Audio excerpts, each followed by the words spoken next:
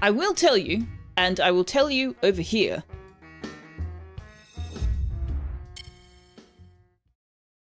that I played another playthrough to the same point we're at now and deliberately made the opposite choices to the ones we played in the stream.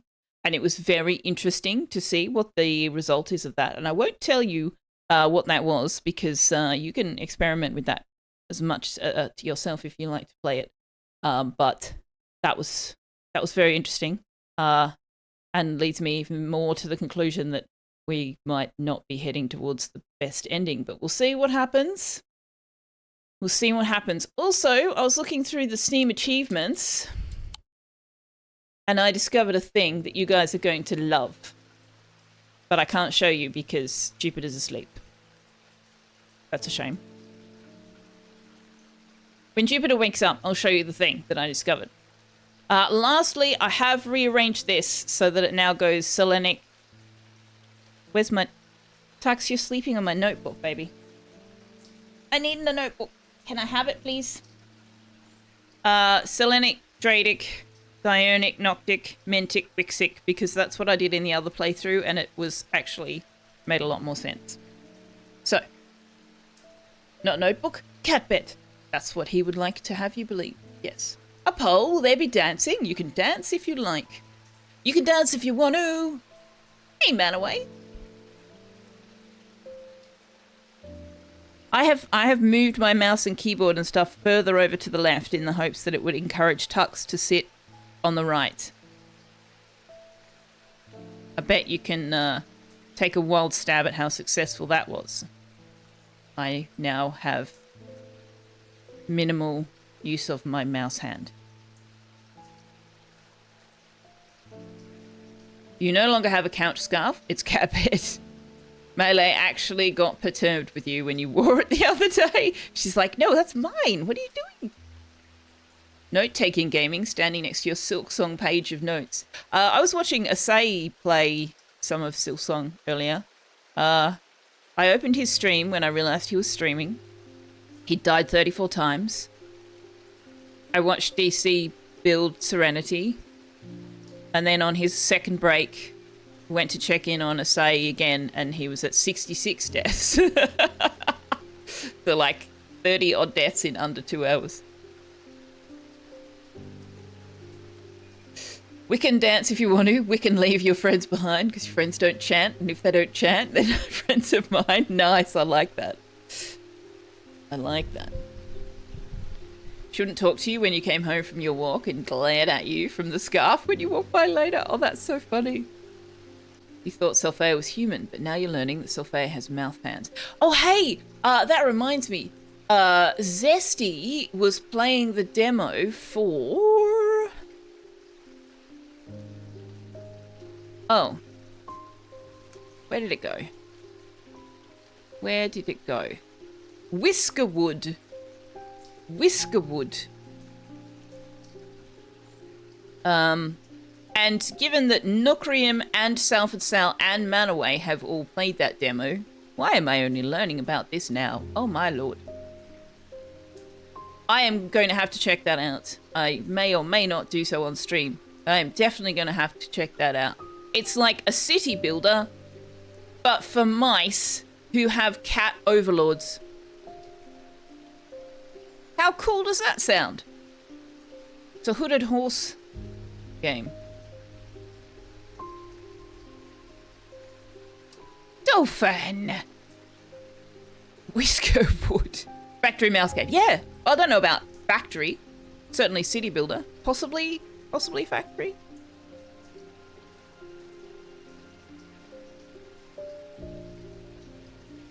But it looks very interesting, and I watched Zesty play a bit of it briefly before DC went live, and went, oh, I need to check this demo out. But that's not what we're doing today. Today we're playing Strange Antiquities. Jupiter, I need to show chat a thing. You've got to wake up, buddy. No. Shenria had the best name suggestion for his town. Cheese Haven. Manaway says, let's call it a colony manager. Okay. Yeah, Zesty was comparing it to Timberborn cross. What was the other thing he was comparing it to? Banished. Said it was a bit Timberborn meets Banished. All right, so this is the card we ended up with. We finished last stream on Saturday by coming through to the morning of day 14, and this was the card we got. So I am buried with the Knight of Thorns. Well, we know where that is, so let's go get that, which is here. I'm wasting my time here. Oh, no, that's not the Knight of Thorns. That's the other one. That's the other one. Okay, the Knight of Thorns died in 1356. How do I know that? Because it tells you here. Knight of Thorns was slain in 1356. Got a little anno in there too. It's interesting. Also, your whisker mice matter. The tomb of the Knight of Thorns resides alongside an ossuary filled with the unknown dead from the Battle of Selfeya. It is an unpleasant place that I do not plan to linger in. Happily, I'm able to find the item I came for without any difficulty, and I quickly leave and don't look back until I'm out in the bright of day once more. We did this part last stream, so it obviously didn't save again, but that's okay. So we have a new item that we can bring down here and see where it belongs. I'm not going to bother putting the marks on the labels because I actually don't need to. I just put them on the right shelf. So this is a Selenic item. It's made of stone and gold. It's rough and pitted and the gold is smooth. Well, I would hope so. Nothing on the scent and sound. A feeling of disquiet lances through my body. And those symbols are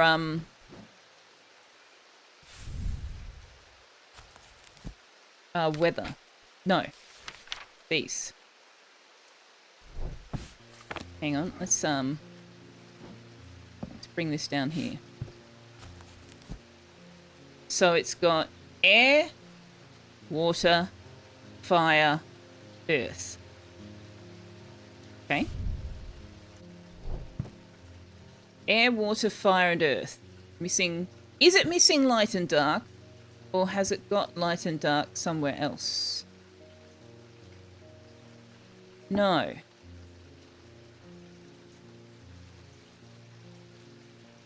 Although it's possible that these indicate soap. I doubt it. I doubt they do. So, not sure what that is. Cylon, hello. Time to cycle to work, Dolphin. Travel safe.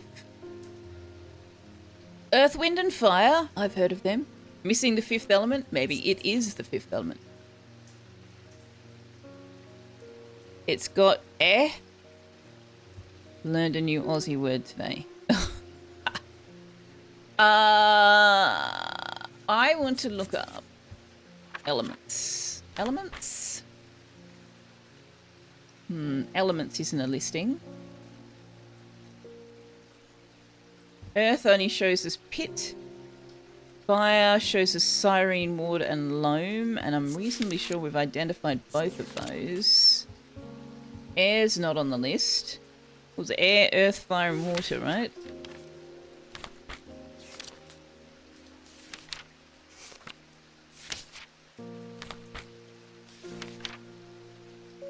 And we have nothing on any of that, so there's nothing under elements, there's nothing under the individual elements. Air, earth, fire, water, wood. There's no wood. It's not settlers. Thomas Pope is back. How's Hamish? I've noticed that some people claim not to fear death. They say that dying scares them, but not death itself. Ah, that's fair. Not me.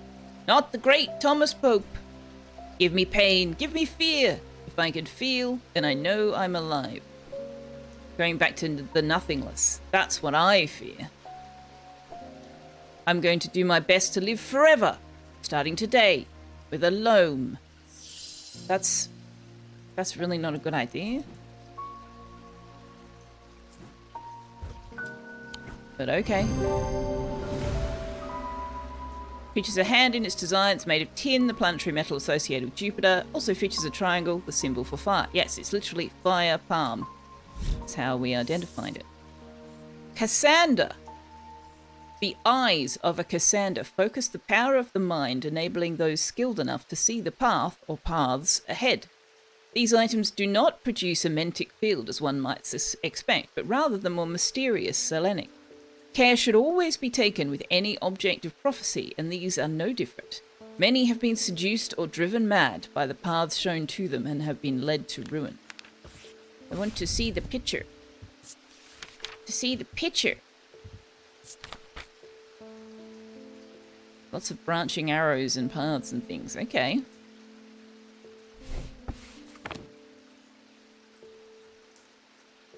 Well, this is now confirmed. The loam. So it can come over here. And we are somewhat running out of space. So let's shift things along, shall we? So many Selenic items. That's fire, air, water, metal, and wood, is it? Ah. The Orville had a surprisingly interesting take on immortality. At the end of an episode involving bored immortals, the crew gets together to discuss their thoughts on immortality. Captain Mercer says that he wants to be immortal for one simple reason. I want to see what happens. I mean, fair. You're a pitcher, Harry. A pitcher? A pitcher. Can you get out where I can see you? Thank you. Tommy Brown. Have we met Tommy Brown? I think we have. I went with Mr. Potter up Weatherlam yesterday. We found the tall stone easy enough and set about our work. Mr. Potter, he told me to stand well back when we were ready, just in case. I thought it had worked at first. The stone opened, just like a door, just like Mr. Potter said it would, and he went inside, but then it slammed shut, and there was a noise like thunder. I ran up, but there was no sign of Mr. Potter, and the tall stone was all stone again, and there weren't even a crack to show where the door might be. The writing on it was gone too. I don't know what that means. Now, Mr. Potter was a fair man and he paid me fair for the work, but what I really wanted was the thing he wouldn't give me. A Pathfinder's tool. And he had it on him, of course. Not that I'd have robbed him if he'd left it behind, but then again, he wouldn't need it if he was dead, would he?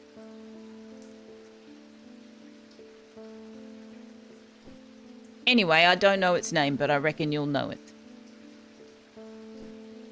It had unnatural properties, like it was floating on air.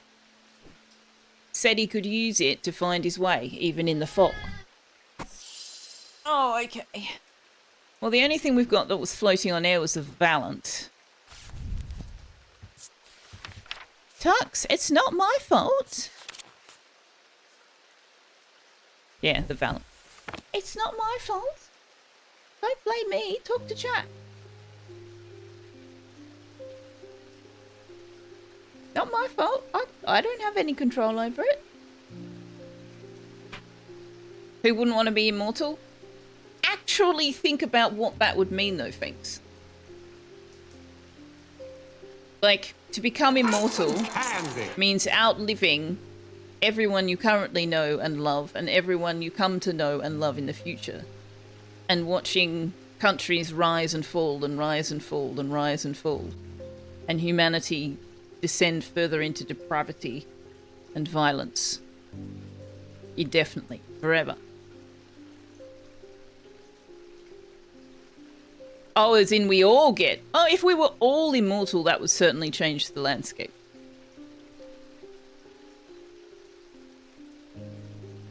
If everybody... If all humans were immortal, they would make much less short-sighted decisions, wouldn't they? Because the reality is they make decisions on the basis that, well, even if it fucks everything up, I won't be alive to see it, so it doesn't matter, which is the most selfish, narcissistic bullshit.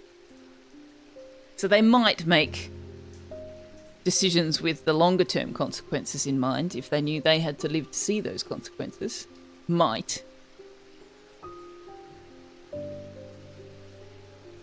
There was an episode with a two-dimensional thing and you were like, whoa, it's like Flatland. And then Mercer's like, have you ever read Flatland? And you're like, yeah, I love it when that happens. It's definitely my fault. Tux has spoken. See, Salsa's going to fix it. Salsa's fixing it.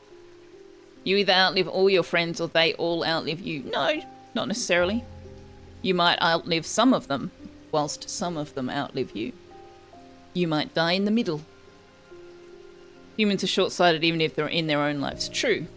But if you actually had the opportunity to be immortal, you would just learn for centuries, wouldn't you? Okay, Liara, have a good stream. Thanks for being here. I am going to get Tux's treats.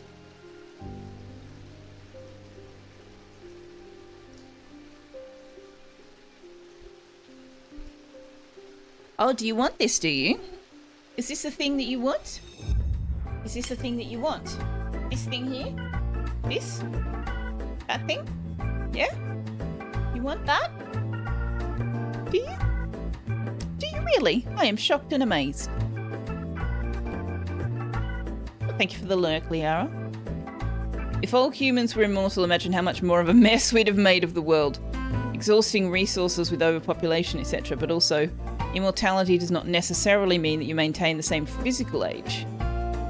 Immortality but the human body fails still would be horrible. Yes, that would be. Yeah. Most people just complain that the world was changing without them and bitch about it endlessly. Or we'd stagnate. Because they'd go, okay, well, we've learnt everything there is to learn. There are no new ideas. But also, yes, population control would be a problem, because if nobody ever died, but they continued to have children, that would be a bit of a problem.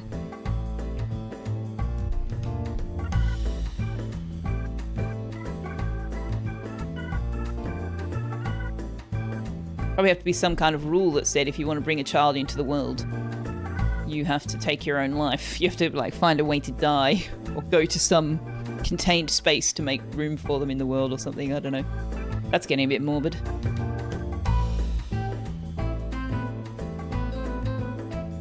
Immortality has a whole bunch of considerations and factors that people don't think about beyond, oh yeah, not dying would be great.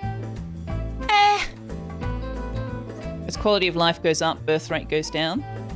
Maybe. Maybe. It's clean, Bubba. You've got it all.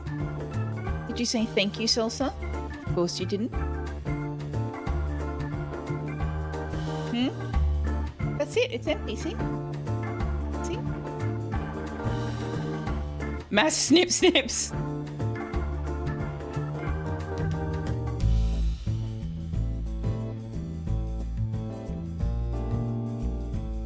It's clean, sweetheart. The bowl is empty. I promise. I promise. Empty dish. Nothing more in it.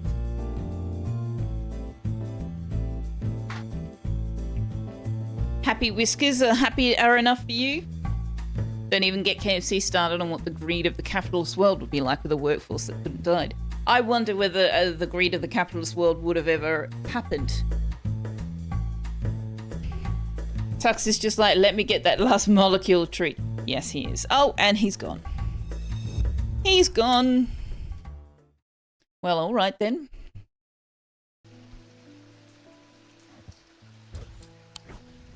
All right, so we probably should have given him the pot of the thing that translated the writing instead of the thing that opened the door.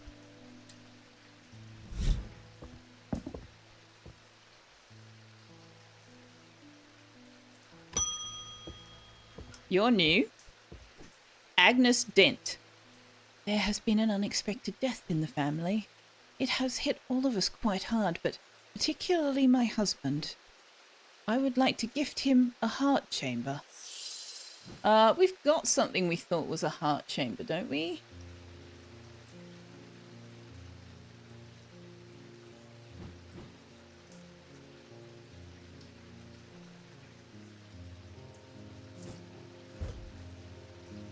No, okay, so this I discovered in the other game. This has a hinge on it. Here. Which has a blessing symbol inside. And so I don't actually know that that is the heart chamber.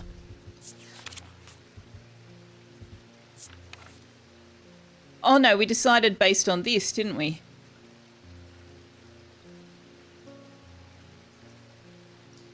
Yeah, okay, yeah, could still be a heart chamber.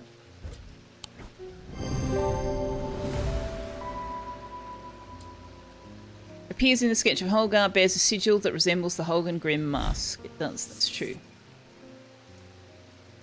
Rigik? I don't have no idea how that's supposed to be said. Charm, a powerful item that offers hope in times of worry, protection in times of darkness, and wisdom in times of uncertainty. It wields the power of the maiden, the mother, and the crone, the Wiccan triple goddess. What? Brigid I would understand, but Brigik? How the hell do you say that? You may grow up to be a fish. Presumably Gaelic of some kind. Yeah, Brigid is the goddess. I would understand Bridget charm, but... odd. Cylon! Thank you very much for your Prime resubscription. 5 months. Wait, 5 months? Really?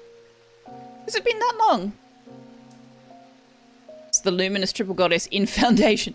Liara, sweetheart, honey, friend. It's been around a bit longer than Foundation. It's been around a bit longer than TV.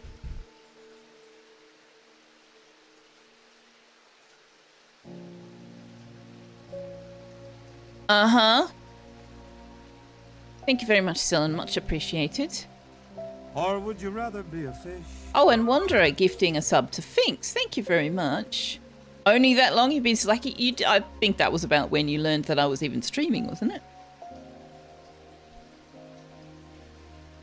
I don't know that we've got this yet. Edmund Bishop is back. Thank you very much, Wanderer. I appreciate you. Don't forget to refresh Finks so you don't get the ads. Did you ever work out what that Bishop Square thingy was? Yes, almost immediately. I suddenly remembered this note that I found some time ago, and it occurred to me that it might be related. I almost threw it away, but it intrigued me, so I held on to it. I haven't a clue what it means. Oh, good, thank you. Periapsus, hello!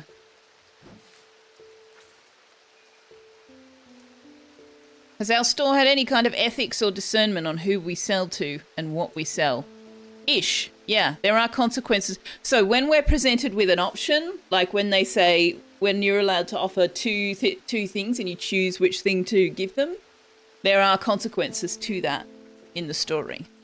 I was saying before we started playing that on Saturday I played through the game separately and made the opposite choice each time than what we'd done on stream, and it was interesting to see what the result of that was. Blessings in spring, rising in autumn. Okay. Spring. Okay, we need to see.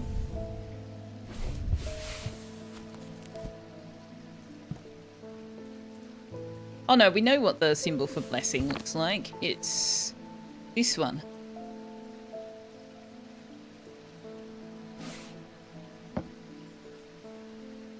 So it's here. It's this room. Symbols on the map lead me up the winding stair of the North Tower. The pendant has been carefully hidden, but knowing where to look means that it does not take me long, and I'm soon on my way back to the shop with a new trinket to add to our growing collection. Oh, that's an interesting one. That's a very interesting one. All right, what's all that racket in chat going on? A hype train? What? What?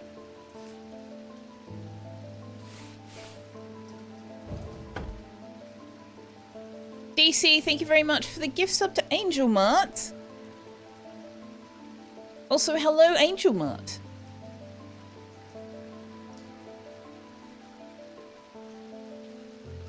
Finks was in the other room. It was like, mate, wait, that's me.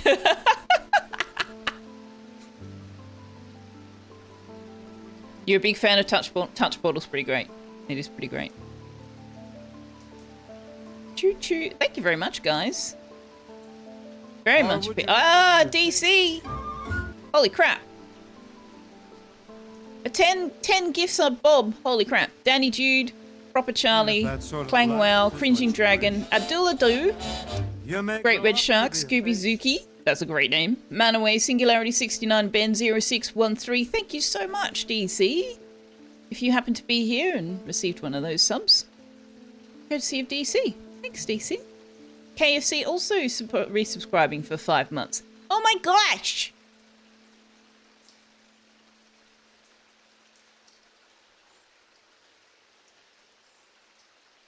Oh hey, DC's bringing all the peeps. Perhaps has made a Frenzy 100 spelling Morrowind and called it Debate Me, so whenever you need to attack someone without it being a crime, you just cast Debate Me on the person. Oh, I wondered what that joke was about. I missed the creation of the spell, I think. The arrow's testing whether the raid automatically delivers me. It never does for me. I always have to click join. Cringing Dragon, Clangwow, welcome. And yeah, thanks, DC. Super duper appreciated. Thanks, guys, for the hype train. Ah, all the thanks and stuff and things. Okay, all right, we're playing a game. We're playing a game. This is a Diurnic piece. All right. It's made of bronze and oak. It's weathered. Oh, the thing down the bottom spins freely, apparently. No scent and sound, no inner perception. Okay, what is this symbol? What is this symbol? Actually, I shouldn't have moved it yet. I need to be able to see.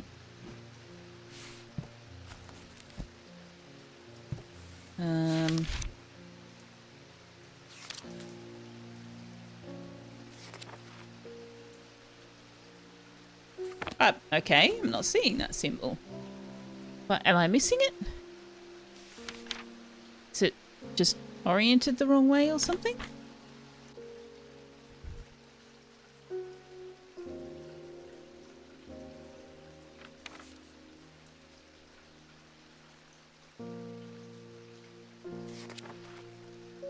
Oh, no, it's not paralysis.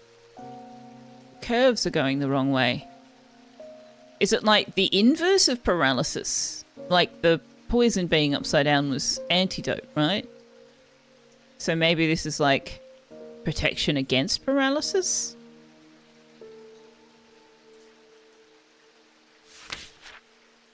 Huh. Interesting. Ooh, they're getting complicated now. Fishes for everyone! You set your go live button to automatically unlive you when you hit raid. Yeah, mine does that. I think I've got a 5-second delay on it.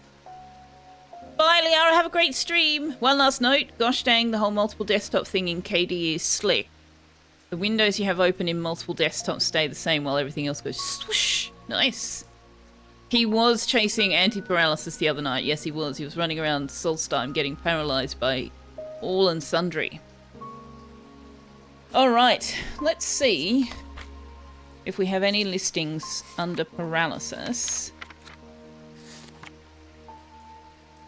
Also, if you have been summoned to the chat by DC's gift bomb, hello, and we are playing Strange Antiquities. This is the 3rd stream, so spoilers ahoy. Many spoilers, if you are not wanting to be spoiled. maybe, much as I would love you to stay, maybe don't stay. There's nothing about paralysis. Or at least there isn't a keyword. Okay then. Corkbulb, netch leather, and willow anther will make potions of cure paralysis. Noted.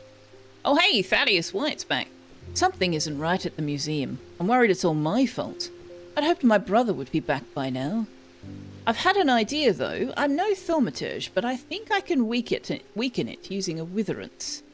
Oh dear me, this had better work. So, to recap the story. Magic Exponent, hello! Some of the stream. Man, we've only been going for like half an hour.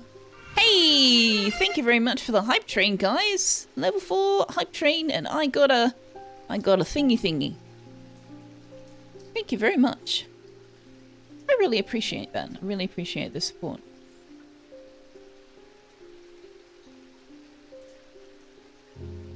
You heard that? Selfeya said, get out of here. I did not. I said if you don't want to be spoiled on the game, maybe don't watch. But you know, come back later. Definitely come back later. Okay, so to recap the story, we've got people around town going into a coma with their eyes gone black. We're seeing a story that suggests that Francesca Robertson's father, well, and her sister, but her father died of a similar thing when he was out with Barton Potter. Verona Green went into the catacombs trying to solve it and has been missing for about 2 days now. The priest is trying to take over the city.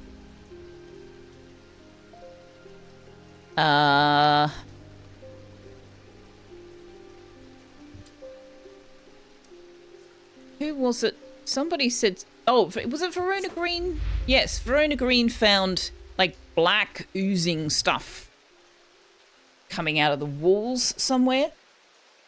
Which is why she went to the catacombs, because she thinks whatever this is underneath the city. But the story of Potter and Robertson suggests that they found a casket that was at least partially responsible for what happened. And they gave it into the... He took it to Thaddeus. Robertson died, and he fled with the casket and brought it to Thaddeus. And that's where we're at in the story, I think. What if you like being spoiled? Hey, I'm not going to make choices for you. In fairness, a lot of these people need Jesus in a bad way. I don't know. Depends on whether you think, you know what, I'm not going to go there. Not going to go there. A fortance is used for strength, the inverse of which is weakness, and this item bears a symbol of weakness. It is made of wood. Folium. A blade is drawn across the face of a folium 6 times during the ritual of the Hand of Prior. Drare huntsmen and those wanting to prove themselves perform this ritual before seeking out the basilisk, as a folium blade is the only known way to pierce its thick armor.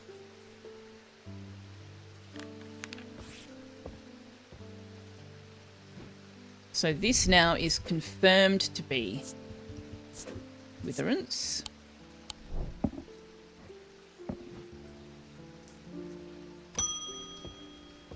Jacob Priestley, you're new. My mind is severed. Need mether. Mind is severed.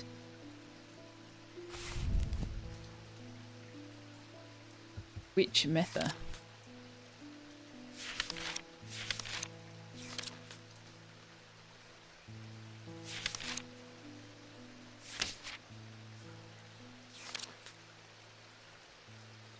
There's one is called the solemn. Oh, here we go. Solemn, restful, or abrasive.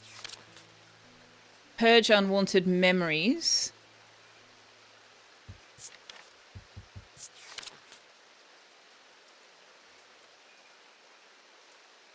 Link to the inner mind. This particular type can be used to enter a meditative state and bypass the rush and clutter of consciousness, promoting clarity of thought. Yeah, I think that's the one he wants. The solemn is most powerful. It permits the drinker to forge pathways in the mind to recall that which has been forgotten or to repair that which has been broken. Repair that which has been broken. Okay, so he wants the solemn. The solemn method.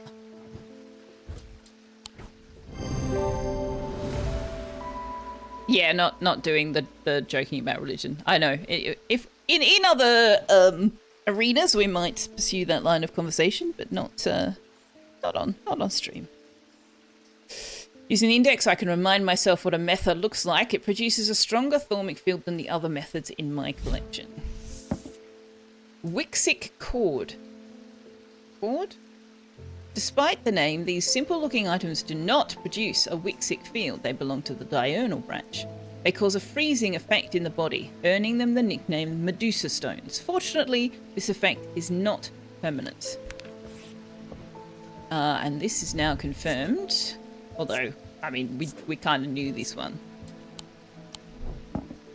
Kind of knew that one. You're surprised that most of the visitors are aware of the effects of these artifacts? For a small town, it sure feels like the community is not a stranger to the supernatural. No, they're not. That's also clear in Strange Horticulture. I've discovered something via the Thormic Needle. The woman who tried to swim across the lake was compelled to do so by some invisible force. She was looking for something, and whatever it is, it's right here in Undermere. That's not all. I decided to experiment with the Ambra. Remind me what the Ambra did. Can cause mental fog, withering of intellect and thought. That does not sound like a good idea. What? When I was under its spell, I heard whispers. Something was calling to me and it left me feeling terribly afraid. This must be what's keeping my patients in their trance-like state. I've never used a Gaudian siren before, but it occurred to me that I might be able to use it to drown out the whispers. I feel like she's making bad choices here, and I feel like that's partly because of the choices we made earlier in the game. This world has a lot more supernatural elements and mysticism in it. Yes. Yes, and it doesn't have any of the Christian-based religions. As far as it's very much embedded in the pagan religions. Only 40 more point prints until you can treat cuts. Oh. You feel like Mir would not approve of all that is taking place under him. Now, I think we identified the Gaudian siren already, didn't we? Oh no, we didn't.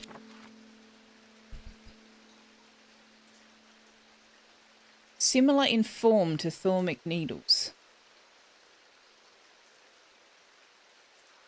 I wonder if that's what this is. It's the same as this piece here. They create a strong compulsion. Takes great effort to tear my eyes away. That's what that is. It doesn't have a thormic field, which is interesting. He thought of Undermere as like an understudy. This is his apprentice.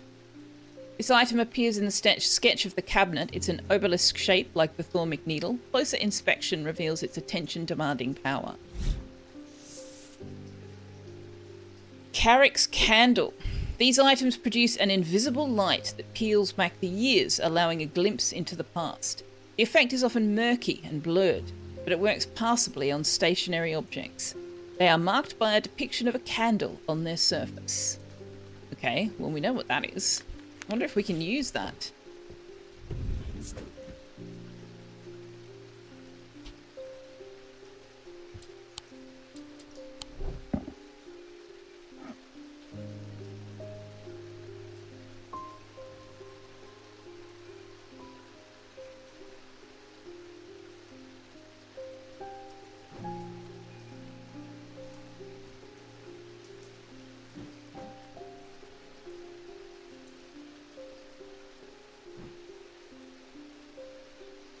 Do we have to light it first? No. No. Jupiter slept all day. All day. Bear Wisp, hello! Welcome, welcome! Happy Monday to you. This game is so cute, you were literally just playing Strange Horticulture. I'm tempted to play Strange Horticulture again after I finish playing this, to be honest. On or off stream, I haven't decided. Selfeya? A pagan? No way! The curator learned that the Nalian casket... That's right, that's what the casket... Does this game only go for 17 days? Presumably. Presumably we reach some kind of conclusion on the 17th day. The Nalian casket is a dark article, a class reserved for the most cursed and the most dangerous of objects. He locked it away deep within the museum's archives, along with other such artifacts that are best kept from public eyes. Yeah, so Thaddeus has the casket at the museum.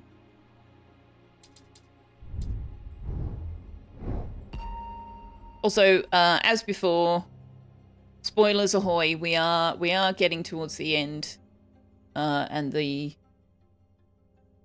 ending that we have earned with the choices we have made, which I wouldn't be at all surprised to learn is the bad ending, given the way some of our choices have turned out. You just ended day 9. You're easily distracted, so it's been slow going. You've played the past 2 games. They're such engaging games, and so... hang on, let me do this first.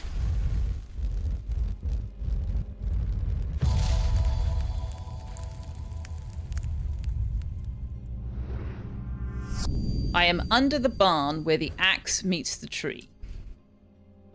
Okay. Given that your entire gameplay occurs in this space, right? And that's both here and Strange Horticulture. Obviously, it looks different for Strange Horticulture, but your entire gameplay takes place in this UI and the maps. It's really impressive how engaging it actually is. In Strange Horticulture, did you give the man who doesn't like our cat the harmful plant? I don't remember, but that does sound like something I would do, yes. You don't like cats? What's wrong with you? Oh, I just got an achievement for petting Jupiter 30 times.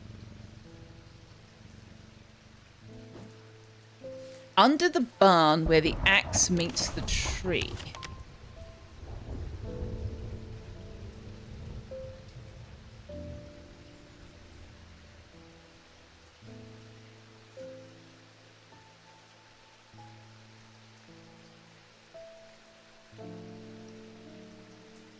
I have absolutely no idea what that's about. Is that in town or the castle?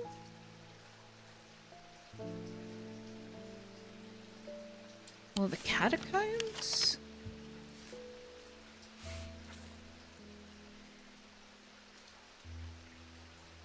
I mean, there wouldn't be a barn in the catacombs, right?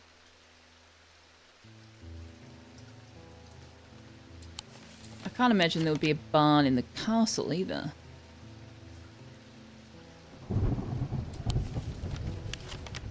It's one of your favourites about it, so engaging. You also got the 13 pets achievement in Strange Horticulture. In like day 2, you just really like petting the cat. You're in AD jail. What is AD jail? Oh, ads. Right, we're in an ad break right now. Yes. Barn? Under the barn where the axe meets the tree.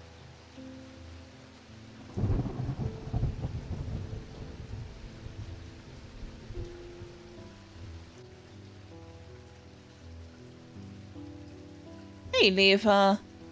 Good day to you. I mean, we don't have a lumberyard or anything like that.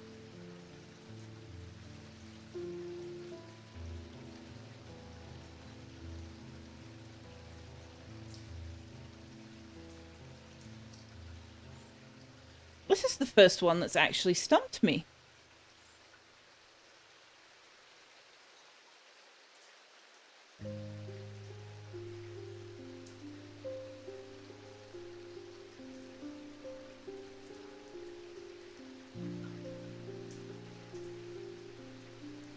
Oh, hang on, maybe it's...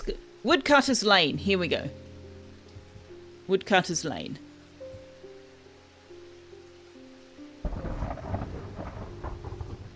Pine Road. The axe meets the tree. Got it. To the side of the house sits a dilapidated barn. The stench of manure is overpowering. There is no sign of an owner, so I search carefully, not sure exactly what I'm looking for. Suddenly, I spy a flash of blue. A bottle. This is it. Woodcutters. Yeah, Manaway. It took me a moment to remember that there was more to the map than the named buildings.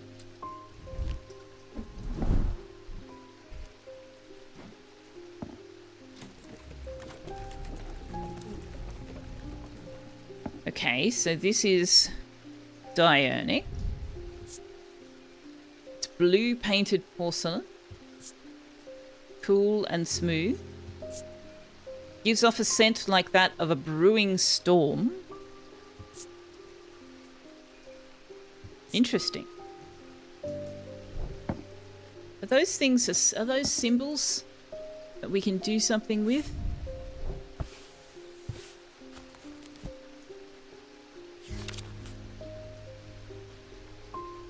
I don't know that they are.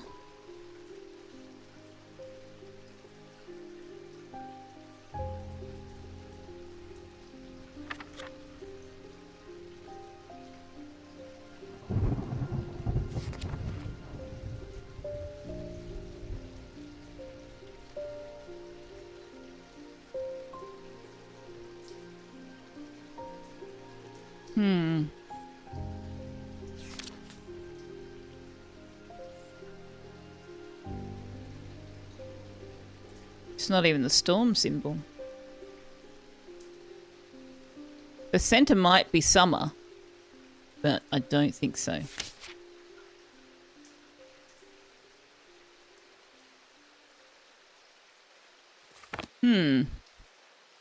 No.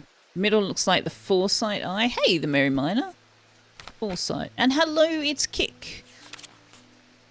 Foresight.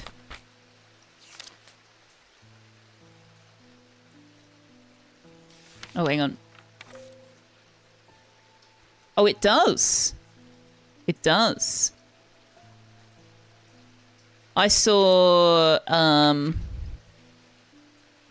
oh, there was a symbol that I saw that I thought might be platinum. I was like, oh, is that? But that's not the right shape. But I missed the eye shape. Yeah.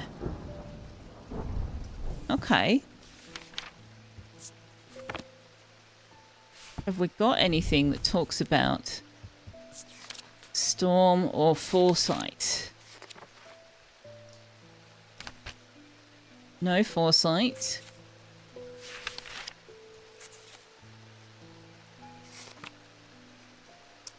St. Cedric's Thunder we've already identified. Zephyrim. We haven't identified that. These resonant objects give off a faint odour that will be familiar to any thaumaturge. It is the scent of the storm, of ozone and power, the scent of magic. When these vapours are inhaled deeply, they can unlock deep wells of anger and channel them into a powerful maelstrom. This is the power of the West Wing. Wind, not West Wing. That's a TV show. Okay, so this is Zephyrim, apparently.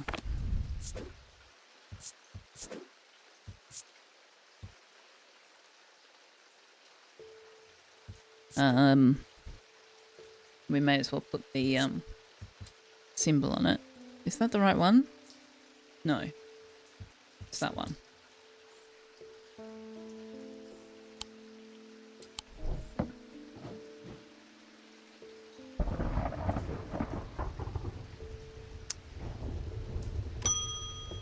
You see foresight and insanity? Thanks for the shout outs there, DC. Good morning. Yes, and to you too, Jupiter. I'm getting more concerned about my mother. Verona Green is her mother. Hearing about that poor lady who drowned frightened me. But she'll turn up. She always does. I've had another breakthrough. This time I'm certain it's a clue that leads to another hidden part of Strange Antiquities. Alright, what have you got for us this time? From the individual, a stone for dark purposes. From the celestial, a stone of the earth. From the diurnal, a stone of death. Stone for dark purposes. It's probably that. A stone of the earth. Which one's celestial? Selenic Gradic, okay. Stone of the earth. Any stone of the earth?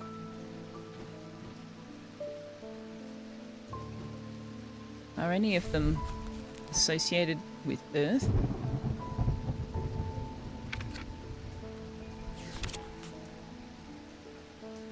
Jade. Okay. That's got jade. From the diurnal, a stone of death. Although, actually, let's use this. This is even more of the earth. A stone of death. Wrong one.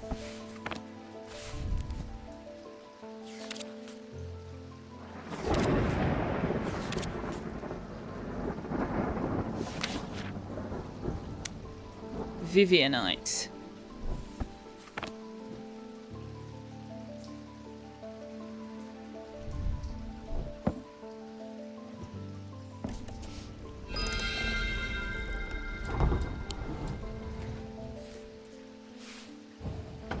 Oh, we've got another moon code. Swirls on it fit insanity. Yeah, I think it's just a pattern. They're not quite insanity. Insanity looks like... Where is it?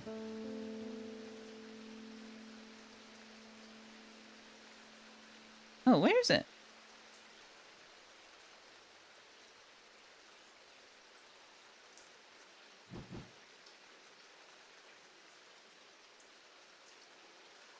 Nope, I've lost it.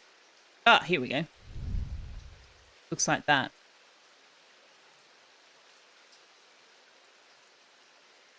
Like two half hearts backwards.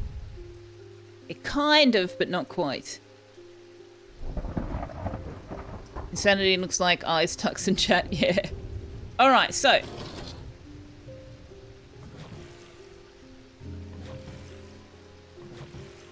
I was hoping that we'd get more of this, because otherwise it's such a wasted mechanic.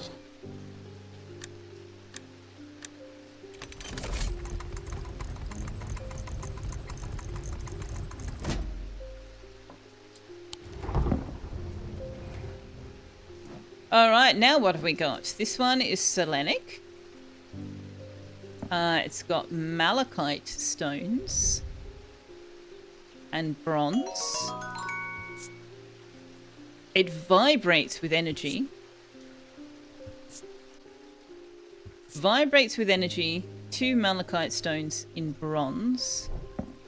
Wanderer, thank you very much for the bickies. It kind of looks like a musical instrument shape. Madness does not always howl. Sometimes insanity is the quiet voice in the back of your mind asking, is there room in here for one more? The answer to which is no, chat. If you ever hear a quiet voice in the back of your mind asking if there's room for one more, no, there's not. Go somewhere else. I do not wish to be possessed by a demon today.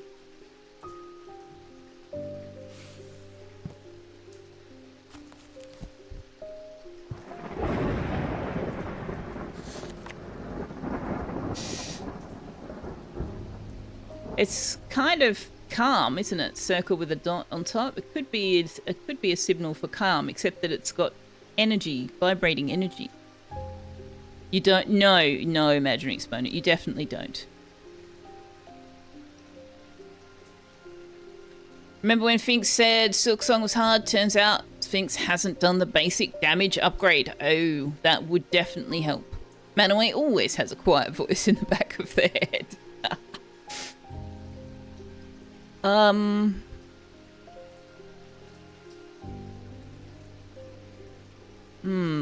Possibly calm.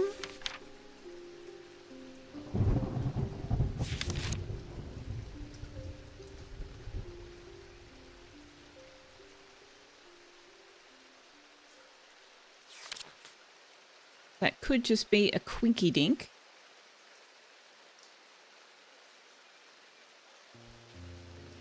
was trying to figure out how they came up with the sign, the symbol for autumn, but I think it's based on an acorn.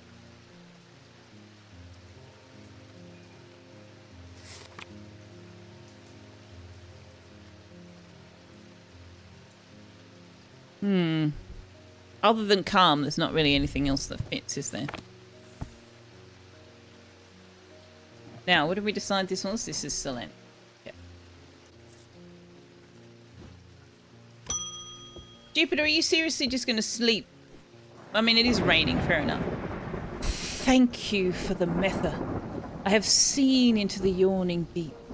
I have seen beauty beyond the comprehending mind. The price is steep, but I pay it gladly. My shadow anchor broken. Must replace. We've got... Oh, that's a shadow hold.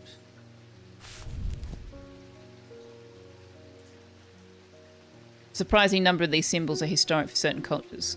Yeah, they seem to do their research. Strange horticulture, they used like the actual scientific terms for plants and some of the properties of plants. It's just, they're just so very good. They're really very good. Dylan says, does anyone want to swap a quiet voice for near constant music? Yeah, I've always got music going in my head. What are we looking for?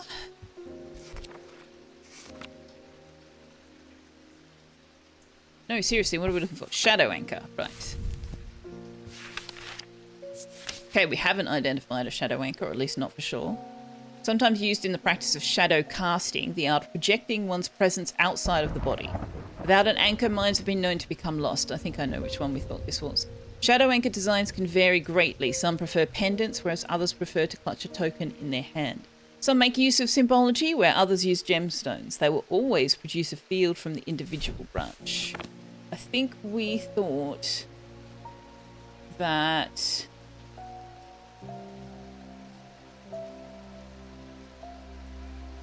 Oh no, we thought it might have been this, but it's not.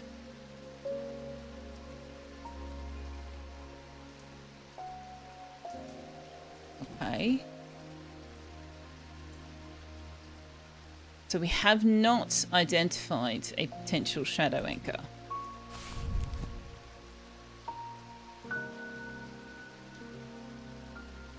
Symbology or gemstones. Projecting one's presence outside the body. Anchor. Okay, so if it's a gemstone, that's the blue one, right? An anchor between body and mind, kyanite. If it's symbols, symbology, what would that be?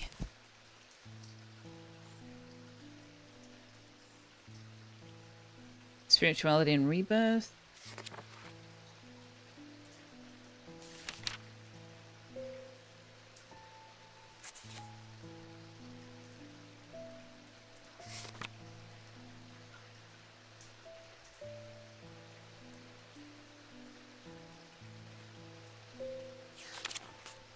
I don't know what symbol could be used for an anchor between body and mind.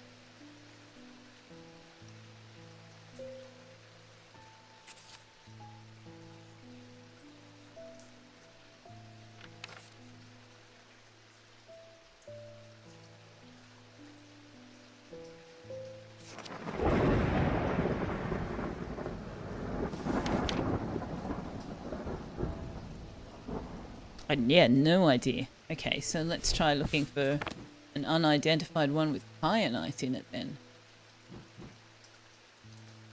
Which we don't have.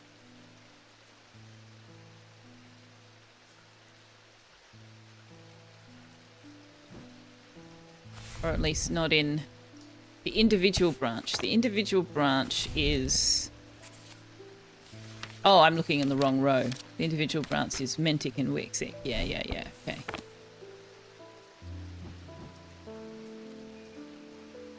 This one. Oh, we did identify it. For some reason I was thinking the individual branch was Selenic Dradic, but it's not. The kyanite gemstones point to the fact that this item anchors the mind. It produces a mentic field from the individual branch. It also kind of looks like an ankh, if not an anchor. Yeah, calm was one of the options I was thinking as well. And Wanderer already spotted it. Nephroquant. These were once worn by the necromancers of the Five Knolls, who used them in their rituals of resurrection. Their power became bound to them such that if they were to remove them, even after death, the Nephroquant would crumble to dust. Today their power is much diminished, but they can be used to draw out infections. However, they will cause praxis if held against bare skin for long periods. Those two things seem to be mutually exclusive. I guess if you could create new ones, but like if their power became bound to them such that they would crumble to death if you remove them, then that would suggest that there are none left. Right? Nephroquant. That's really hard to say.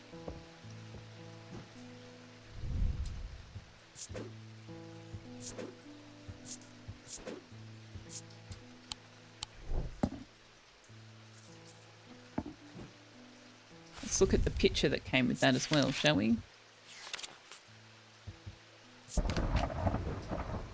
Scarring caused by Braxis. Oh, okay, that doesn't help.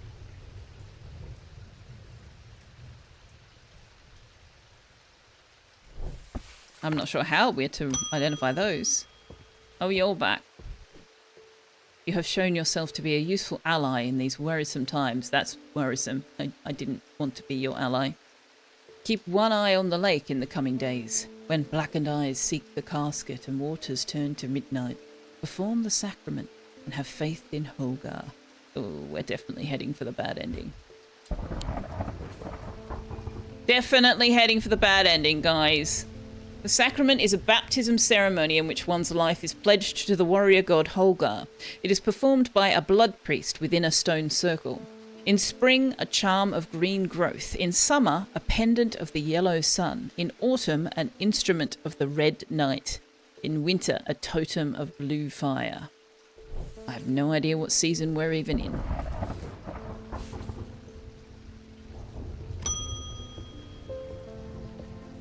David! I'm afraid this letter was sorted incorrectly and has ended up doing a round trip to Kendall and back. Better late than never. It's rainy, so it could be spring. It could. Could also be autumn, depending on where you are in the world. Probably not summer. Possibly winter, depending on whether you're in a place where it snows or not. I've spent a long time looking for an object that is believed to have been lost somewhere in the catacombs. The adventurer and thaumaturge Marwen left a trail to her hidden stash, or so the story goes. I followed it as far as the ossuary of the damned, a chilling, bone-filled alcove carved into a natural chamber in the upper levels. But it seems her markings have been worn away by time after that. I pass on this story to you in the hope that you can succeed where I have failed, your friend Barton, who has gone through a door and presumably passed into another realm of some kind. Okay, so we need to go to the ossuary of the damned. Bone-filled alcove carved into a natural chamber in the upper levels. Also, what's this? No. Oh, that, yeah. No such thing as a bad ending, only future playthroughs. Yes, this is true.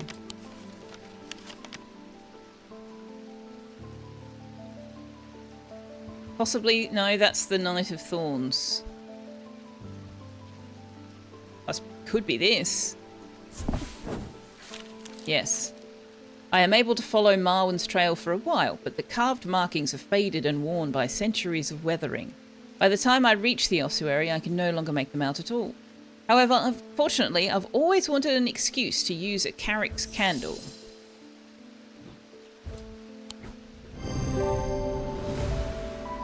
The symbol for flame is rendered above the symbol for wax, a depiction of a candle. Yes. Stalagmites retreat under the light of the candle as I hold it aloft and search the shifting rock walls for any signs of Marwen's trail. Suddenly I see it, an M etched into the rock as clear as if it had been carved yesterday. I follow the trail in an excited hurry, tripping and stumbling as the candle distorts the height of the floor, until I come to its end at a small boulder. Rolling the rock to one side, I reach behind it and reclaim Marwen's lost treasure. Well, this is all getting very dramatic.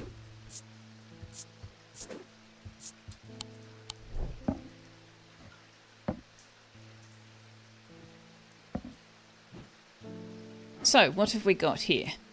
A very, very, very weak Wixic field. It's made of tin and somewhat cool to the touch. No scent or sound. It gives me goosebumps. And it's shaped like a little girl. But also makes me think of cookie cutters.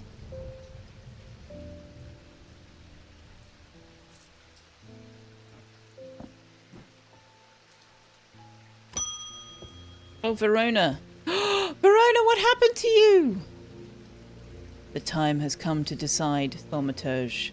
The casket wants to be opened. The casket will be opened. Nothing can stop it now, and yet there is still a part of this mind that will not be quieted. Oh, can we give her a diverging hook? Help me to calm this clamoring rage inside my head. This is your chance to elevate yourself above the scurrying ants that absently crawl through their meaningless lives.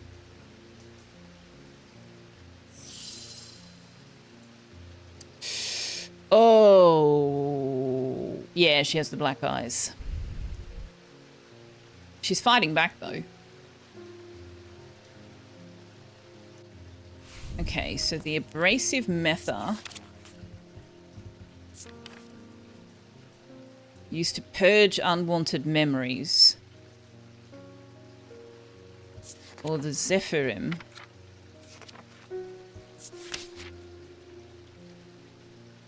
unlock deep channel wells of anger and channel them into a powerful maelstrom. Oh gosh, there's no good choices here.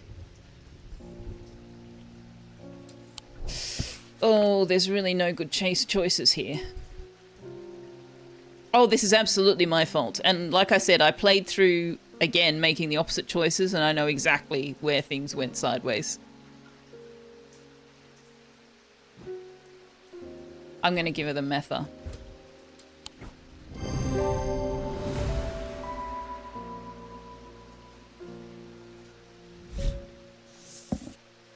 Gris.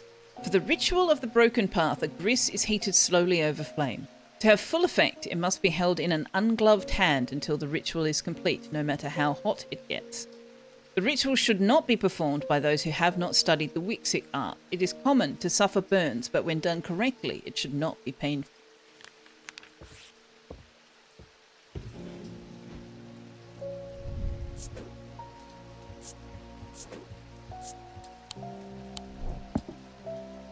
Rip that lady's true psyche? Yeah. If she's fighting back, maybe a little anger might help. Maybe. I'm not entirely sure. The one of the parts where we went wrong, I think, is where we chose an object that did not cause pain. And in that particular circumstance, probably should have made a different choice. Definitely would have had a different outcome if we did. So it's possible that that was the wrong choice. I just got the impression that anger would fuel whatever was taking her over rather than fueling her. But you may be right, Manaway. I don't know what you're referring to, Finks. You're going to have to tell me what I said.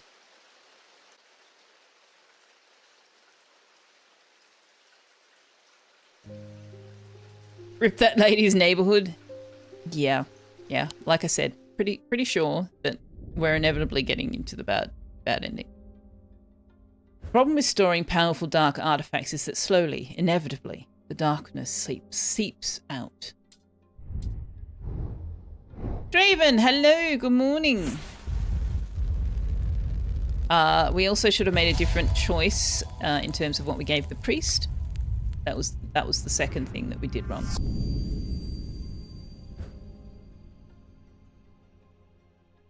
That's it? a ball of yarn. I guess we have to follow the shape. Speaking of the darkness seeping out, hello Draven. Ooh. Is this going to be on this map?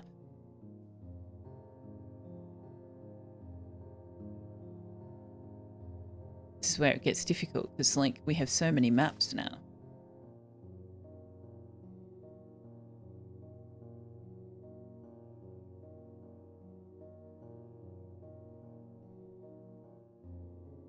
Does that match?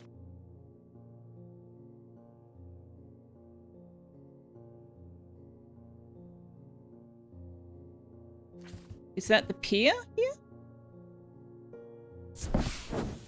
No. Okay.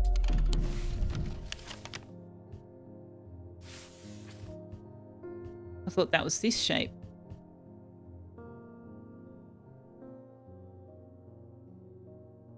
Yeah, it could be the streets, but the streets don't tend to have the curvatures.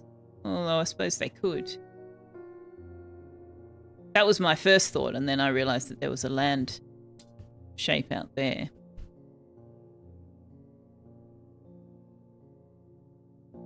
Before we get too caught up in that, is it possible that it means the castle? Yeah, I don't see it meaning the castle. Is it possible it means one of the tombstones?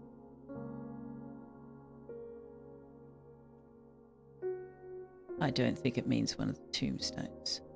Although it could mean the path.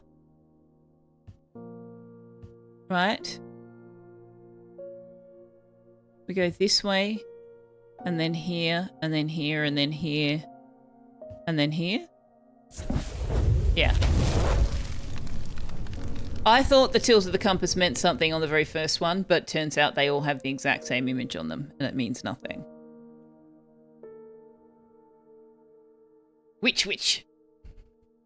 Inhaling deeply from the spirit vault to stave off the madness of the depths, I make my way carefully down crumbling passageways past decaying crypts.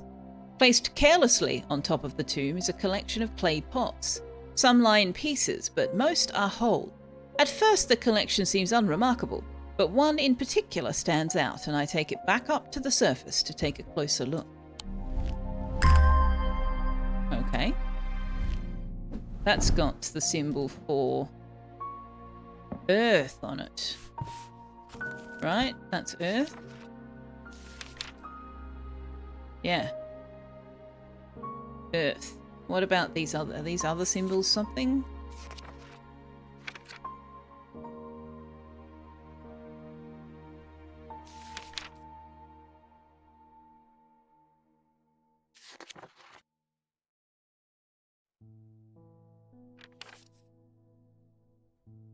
Not really.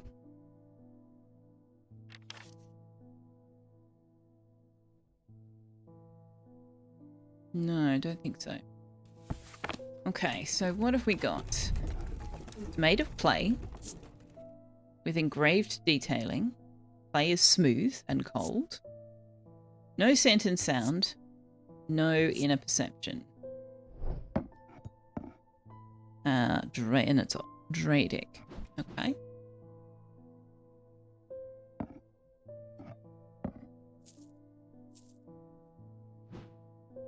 Jupiter, dude, wake up! I can't show chat the thing if you're asleep.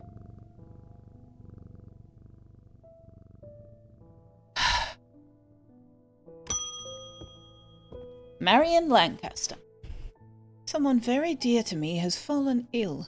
I would like a nephroquant. Do not be concerned, dear. I have used one before and know what I'm doing. So this is the thing where we went, how the frick frack paddywhack are we meant to identify that?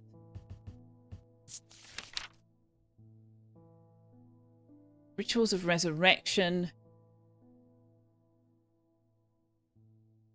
They can be used to draw out infections. They will cause praxis if held against bare skin for long periods. Praxis is characterized by necrosis of the flesh. The afflicted will feel no pain, but the scarring has no cure. cat called Jupiter? The cat is called Jupiter, yes. Death and resurrection. Potentially rebirth, but is there actually a resurrection symbol?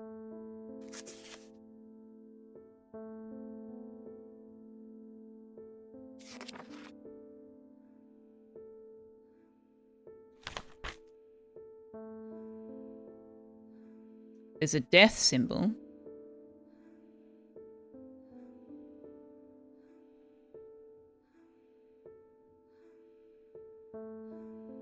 Some combination of death and life, maybe? Or death and rebirth?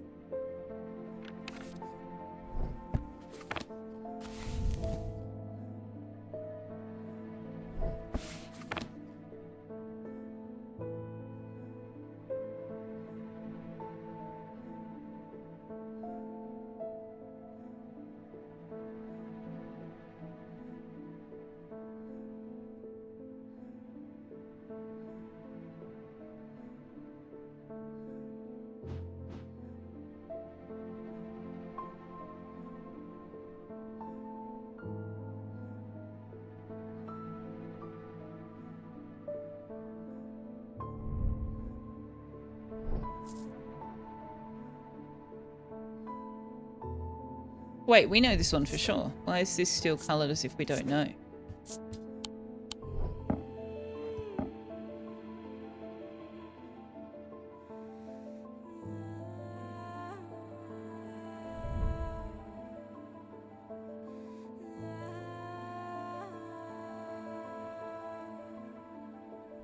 Maybe if you put an urn next to Jupiter, she will change to a sat position.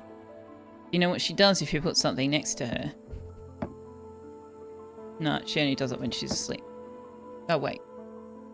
Can you wake up, Jupiter?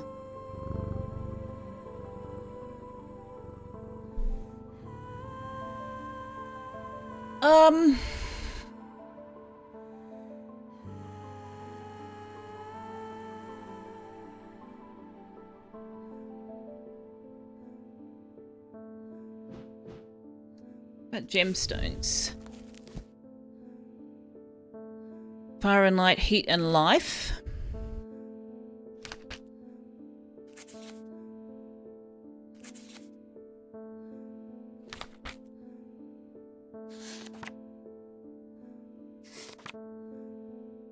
So death and decay is Vivianite. Amber has association with life.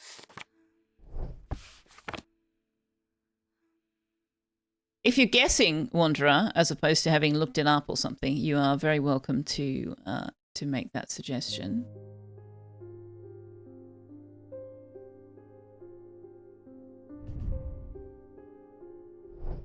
Hang on. Isn't that the symbol for... It's almost the symbol for death.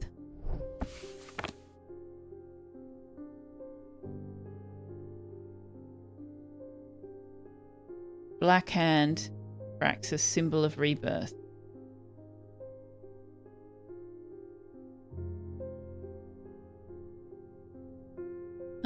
What matches that criteria? Oh, are you talking about this? Ah. Yeah, we didn't know what this was, did we? And that is the symbol for rebirth.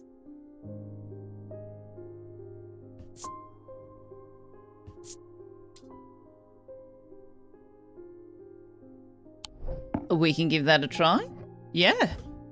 The symbol for rebirth is about the only thing we've got going for us. There we go. Well spotted. I was not going to get that. I was absolutely not thinking that way at all. The item here is the ring, a wearable item. It is attached to a hand scarred by Braxis. The spiral design of the item is a representation of the symbol for rebirth or resurrection. Oh, gross. So it was actually the ring. Gross! We've had a mummified hand in here all this time. Dread Vivant.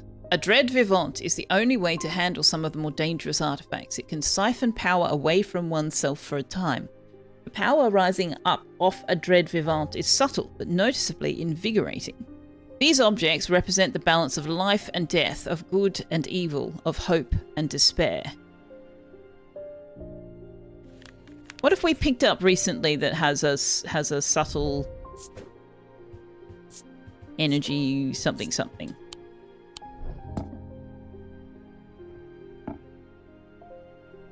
Is it you?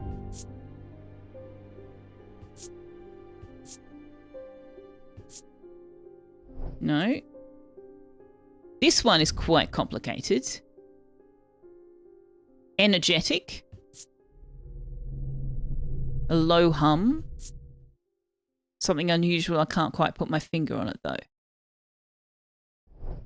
I suspect that that's what that is. What was it that we just picked up? Something vivant. Something vivant.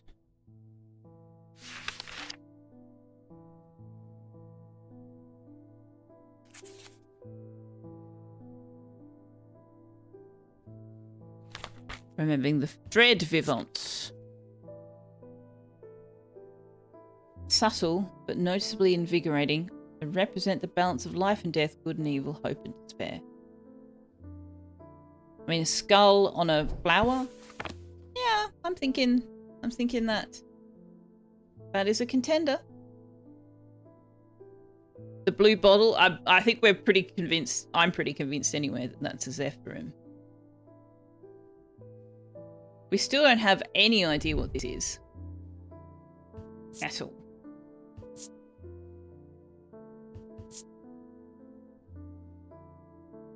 Bronze and kyanite.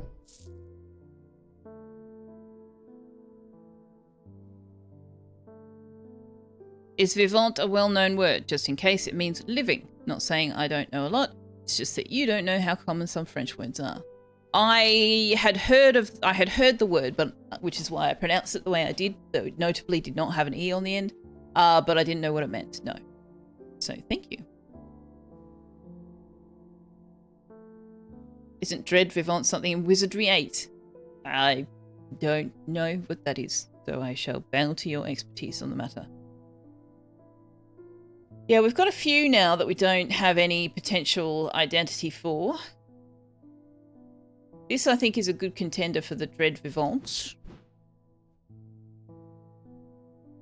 But then this had... Oh no, it gives me goosebumps. Yeah, okay. The two-headed snake with the onyx stone in it is an interesting one too.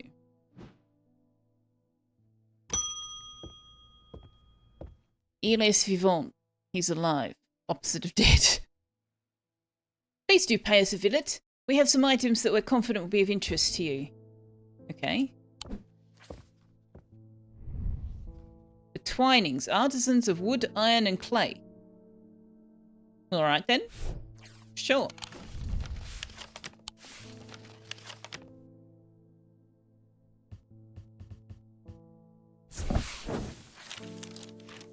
Dark Savant. The man who dropped off his card introduces himself as the owner of the Twinings, an unusual, sprawling series of grotto-like rooms filled with handcrafted carpentry, ironmongery, and pottery. He leads me past wooden chairs and strange iron contraptions to a room unlike the others. This one is filled with small trinkets, ornaments, and jars of various sizes containing ominous-looking liquids and organic materials. I know it might not look like much, but there are some items of value among the junk here, says the man. Take your time, let me know if you find anything interesting. 2 hours later, I have indeed unearthed something very interesting that I'm keen to take back to the shop for further investigations. So, what did we find? Ooh! Oh, now that is very interesting. That is very interesting indeed.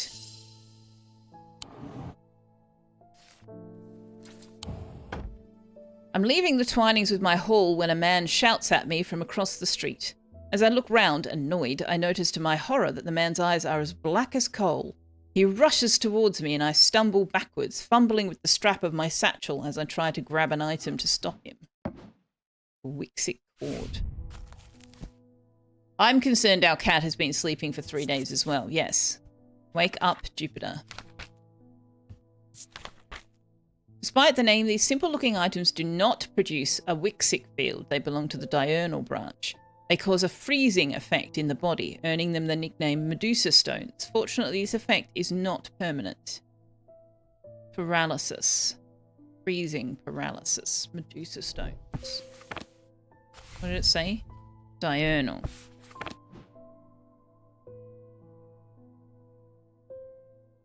Well, these are the only things we've got that are unknown diurnal. Unless, what is this? That's Noctic. I am intrigued by this. We'll come back to it, though.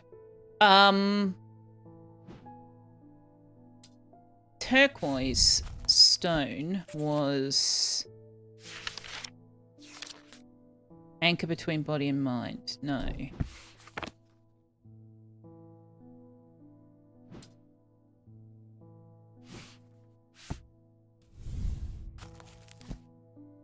That's the paralysis symbol. Which, that is kind of the inverse of.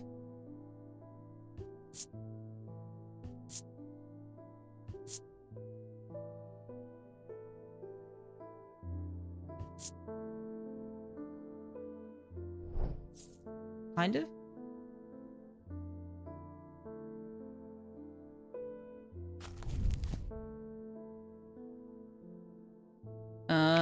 And then what is the symbol for... There's not really one for freeze, is there? There's one for cold. And one for frost. But I think when they say freeze, they mean paralyze. And that's this one.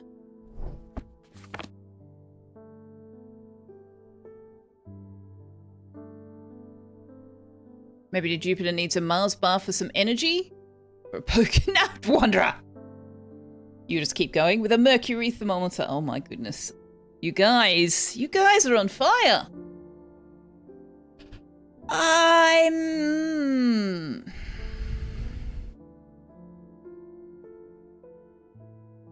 How's our sanity? Does this get us anywhere? No. Does this get us anywhere? No. Nothing we've got fits the bill.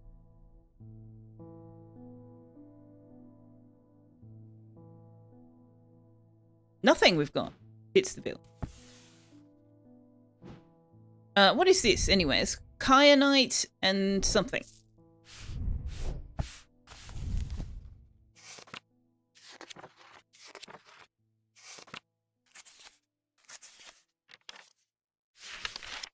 Bloodstone. A dark stone for dark purposes. A stone of death and decay. It's made of wood and wood painted green and wood painted to look like bone. So the whole thing is wood apart from the gemstones and the buckle. Has this got a hinge or anything? No. It's smooth with intricate detailing. I hear low chanting when I hold it to my ear. Causes me to reflect on my own mortality. Interesting.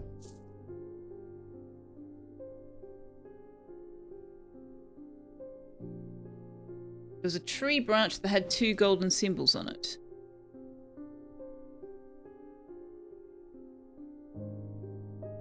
So keep in mind that for the Wixit cord, it has specifically said... Oh, hang on. It says diurnal, right? Which means we're just looking at this row here. This row here is diurnal. Well, actually, that's diurnic. Oh, diurnal is diurnic and noctic. Okay, so that means we can look on this one as well.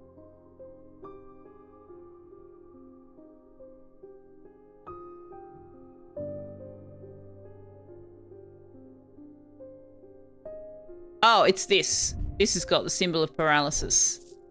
That's what that is.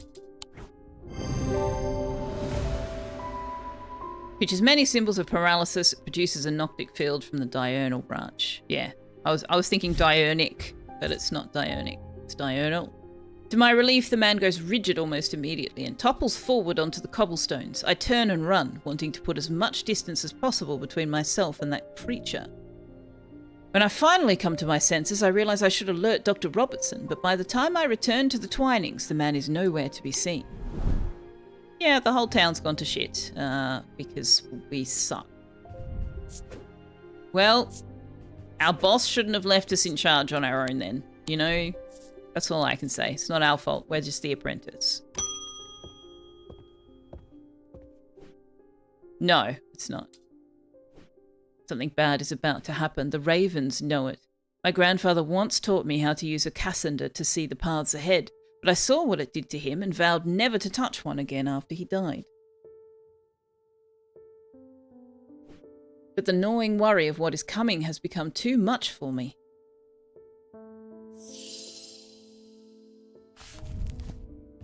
That was another one that we didn't immediately identify.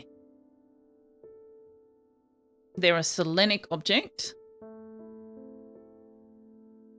The eyes of a Cassander focus on the powers of the mind, enabling those skilled enough to see the path or paths ahead. Is this a play on the Cassandra myth? Because that's mean.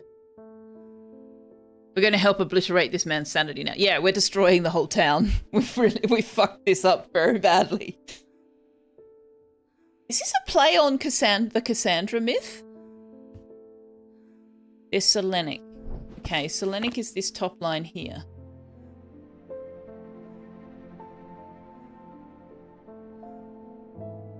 If you're unfamiliar with the Cassandra myth, legend, story, she was a seer. She could see, she had clairvoyance, she could see the future, but she was cursed so that no one would ever believe her.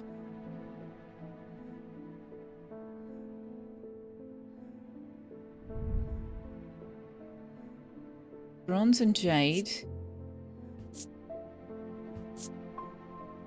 With the moon symbols. Malachite and bronze.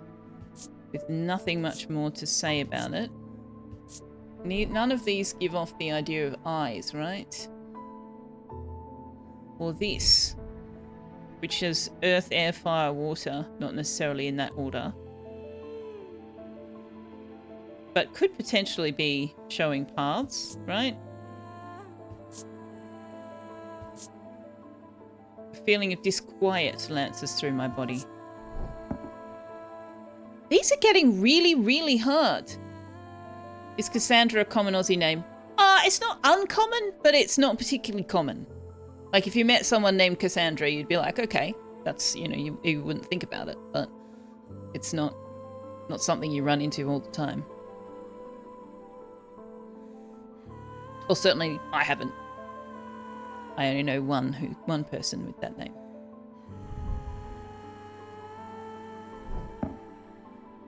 I can oh no, I can't. We can't get this wrong. Well, we can. If we get this wrong, we're going into the sanity thing. More likely to run into a Cassie than a Cassandra. Yes, but most of the time they've taken the short film, but their legal name is Cassandra. DC's god's daughter is named Cassandra, or Cassie for short. There you go.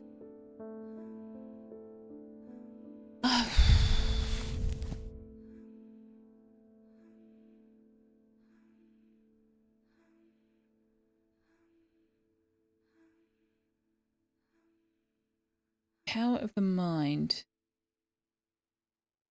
Selenic field.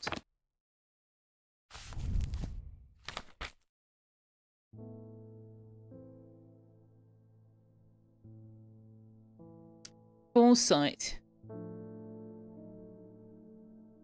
That's not Selenic, that item that may have had the foresight symbol on it, is it?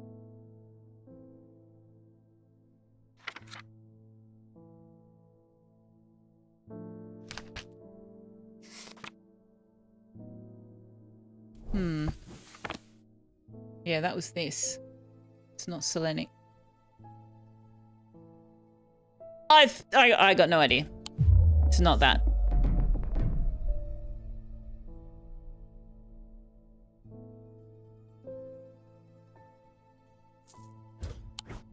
Oh, it was that. Okay. How are we supposed to get that? The item features 2 malachite gemstones, stones of sight or eyes. It produces... Wait, malachite is... What? I don't remember reading that. A weaving edge is used to enter the red night, a bloodthirsty state of mind. Tradition dictates that the handle should be made from the wood of a great oak. Roll for sanity? We're not rolling for sanity? Really? Game. Why aren't we rolling for sanity?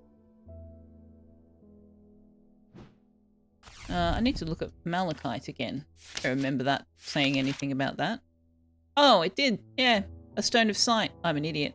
I keep fucking up the gemstone thing. I don't know what it is about the gemstones, but I keep cocking those clues up completely. For some reason.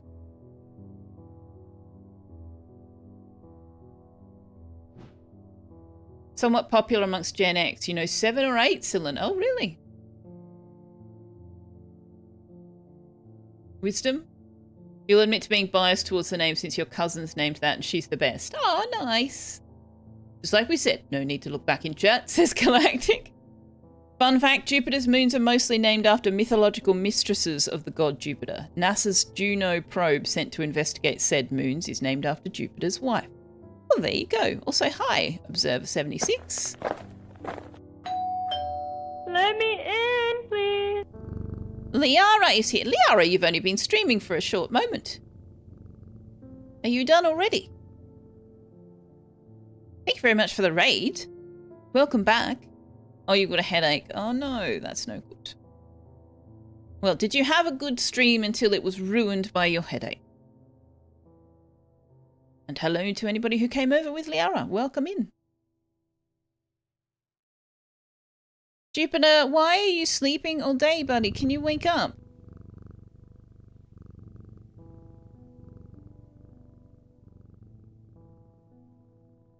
Okay, well, since he won't let me show you, you can put the mask on Jupiter when he's awake. And it's kind of funny. He shakes it off. It was ruined the whole time. Hey, the automatically stopping stream thing worked. Awesome. Awesome, awesome. Periapsis 2.0. Is Juno more or less like Hera? In an impressive feat, we did finally find enough natural satellites of Jupiter that we ran out of women the god had adulterated. Well, Liara, we're about to destroy this town. There always seems to be something going on in Undermere. The sooner I can get this sorted and be on my way, the better. Oh, you're going to fix everything, are you? My uncle gave me a ring, and I've had nothing but bad fortune ever since. Oh, get that sorted out. I'm starting to think it might be cursed. Is there any way to uncurse it?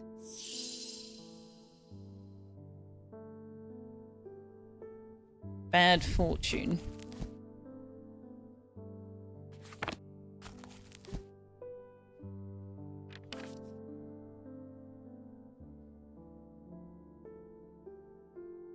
Yeah, we don't really have that kind of curse listed here.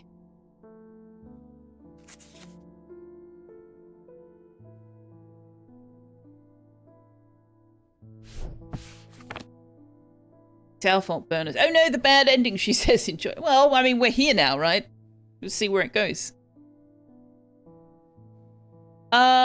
Yes, there is the Cussick Purifier. Cleansed of simple... Yes, that's the one we want. Don't ask me how I remembered that.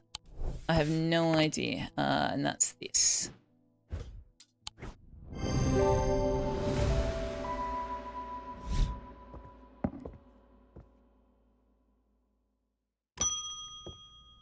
Lavinia Hawthorne.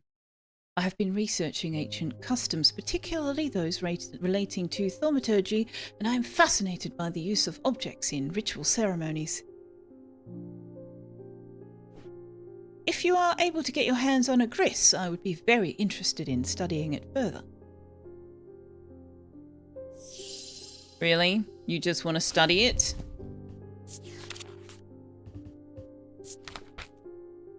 Are you sure you just want to study it? Held in an ungloved hand until the ritual is complete, no matter how hot it gets. The ritual should not be performed by those who have not studied the Wixic art. Common to suffer burns, but not when done correctly. It should not be painful. Yeah, see, this has got... What hint is there in that description to help us figure out what it is?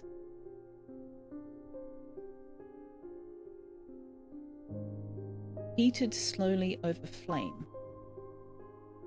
But it doesn't do anything when it's heated. So we can't heat it to see if it has an effect.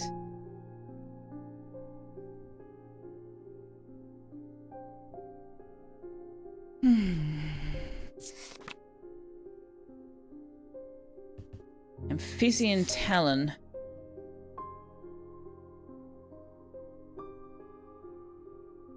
Said they worship the ancient nameless gods, communing with them via the broken path. Aslalites must press the tip of a talon against the dirt point of... Yeah. Wait.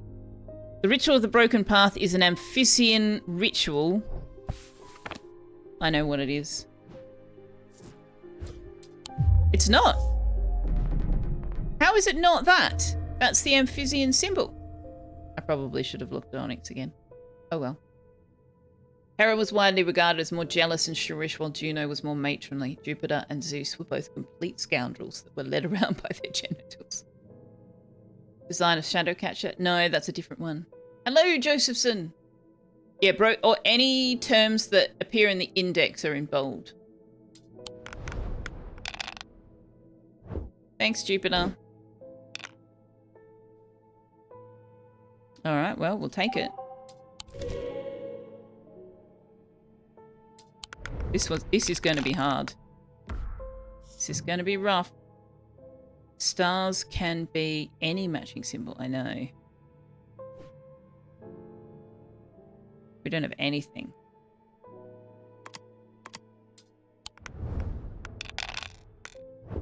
Oh, thanks, buddy.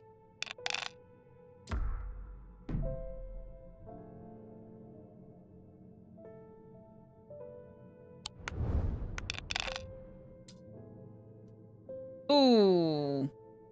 Oh, gosh. Which one to do? Let's do this one. Finding two pairs is probably more challenging.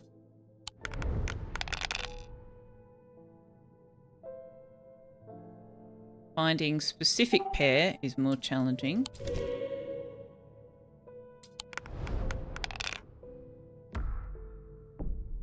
Do the kitty cat.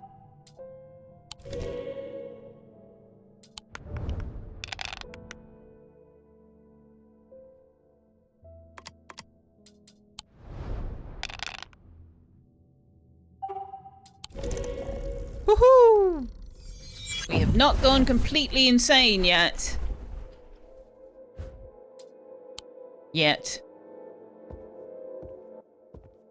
Oh, and now, wait, no, we're on the next day? No, we're still having this conversation. The Gris. I thought for sure it would be this with the amphibian symbol, which is the two-headed snake.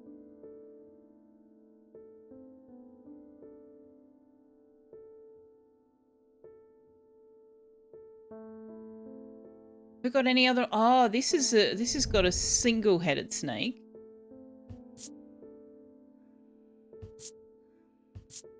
Really, that's not the same as a two-headed snake, though.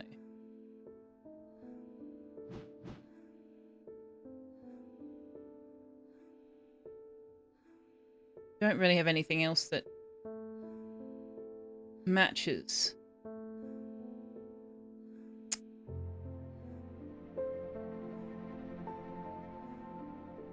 What's the skull thing under the counter? That's a pit. And it's under the counter because it doesn't have a discernible thaumic field.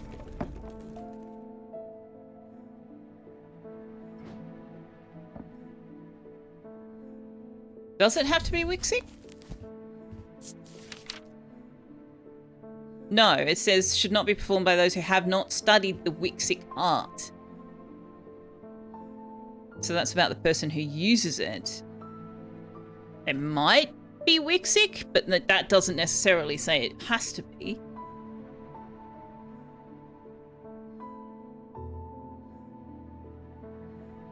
You like how I'm rolling with dice trying to process a nervous breakdown and Jupiter goes, playtime messes with you. Yes, except that he only does it on dice that are going to increase our insanity. If you get the cross symbol, that takes time away from you, that takes rolls away from you. Jupiter only re-rolls the dice that have those symbols on it. So he actually is helpful. But if we assume it has to be Wixic, then that would put it here.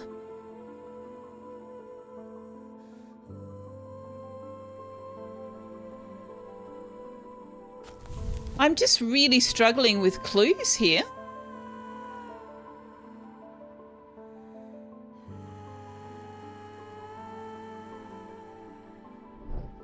Really struggling with clues here. Can we heat this one? What happens if we heat this?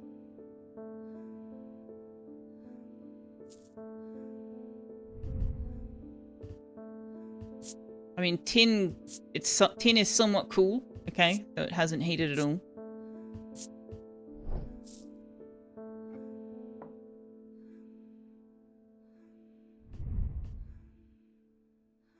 Oh, I know what that is.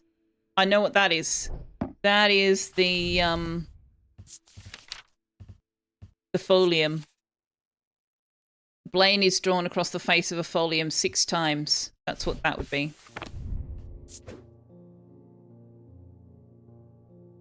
The marks on the palm will be from the blades from previous.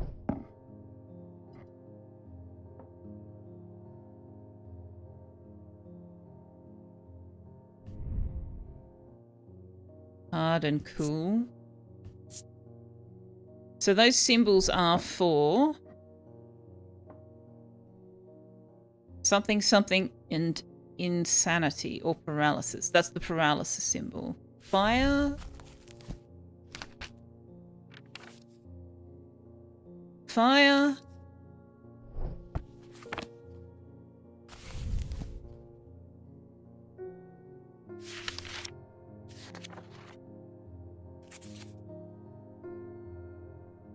Wind? No, cold. Fire, cold.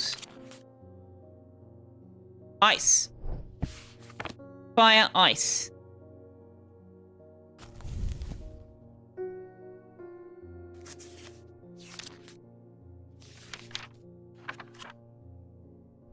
Fire, ice, paralysis. Possibly the blessing symbol on the top.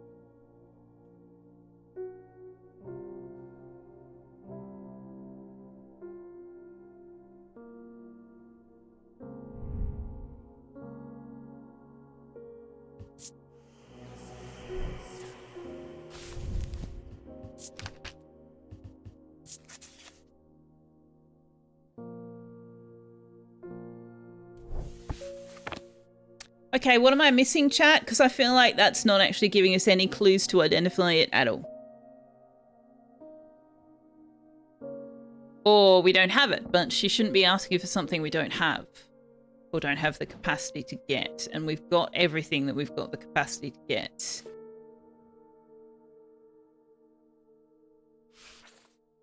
Hey, Firefly Black. Oh! It's burned in ritual. Yes.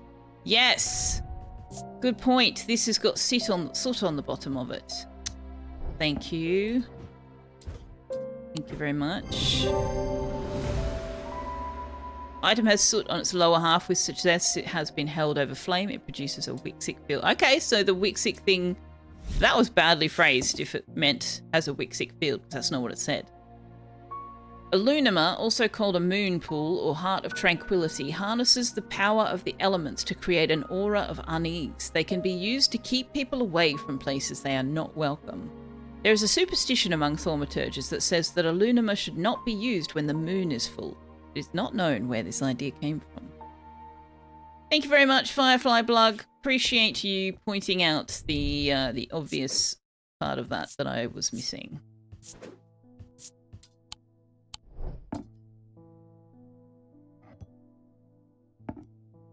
You're only a day ahead of me. You were on Friday. Yeah, see, the next day is the last day, as far as we can tell.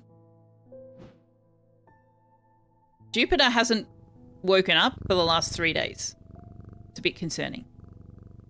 Verona Green is all fucked up. We're heading to the bad ending, Firefly Bug. Leopold Morris. There has been a basilisk sighting in the hills across the river from Backbarrow. I wouldn't say I'm a brave man, but I have a duty to protect my livestock and my village. Better me than a younger man with his life ahead of him. I have come to prepare my sword.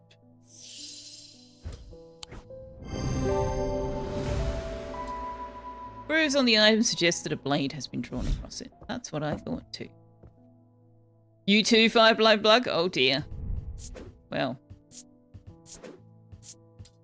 Did we make all the same choices or just some? I think there are at least 2 key choices I think we made wrong in this run through. Treats for Jupiter. Sort of works for Tux, so why not?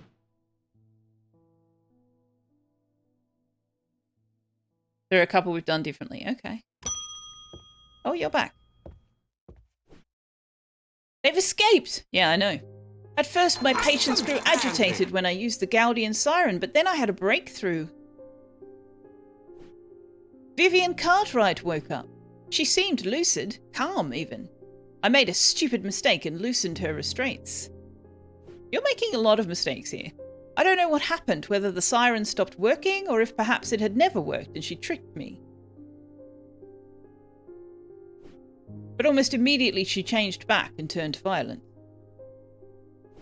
Before I knew it, she'd managed to free the others. Yeah, one of them accosted me. We tried to stop them, but they fought their way out of the hospital. I've no idea where they've gone. Great. Like I said, bad ending coming right up. Treats for Tux, we can do that. Do you retain identified items in future playthroughs or do you have to learn them again each time? You learn them again each time, but if you play it again within, a reasonable amount of time, you will remember which one is which. Like, for example, when I did the second playthrough on Saturday, I opened this cabinet immediately because you start with the key and I already knew which one was the key. But there are some things you can't do until you get the clue notes. So even if you know all of the things, you still have to progress at a certain pace. There's only so fast you can go. All right, let's do the treats for Tux before we turn the day, shall we?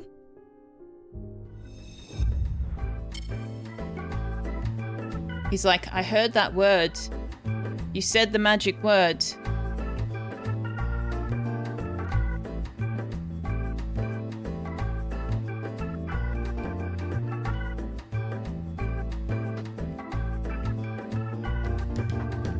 Are you learning what that word means, Tux? That's a bit concerning.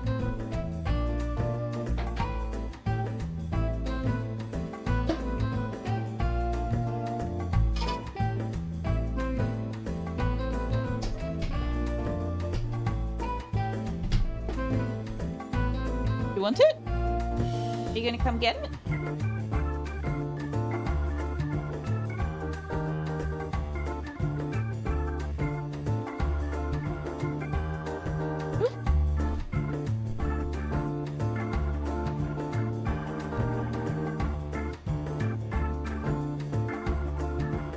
Can we come out of your bed? Can you come all the way forward? No?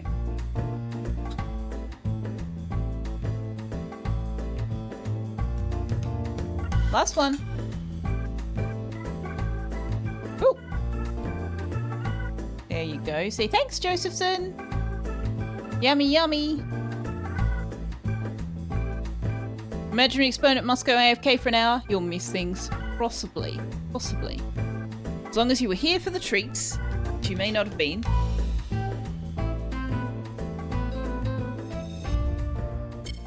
We have, however, lost the cat now.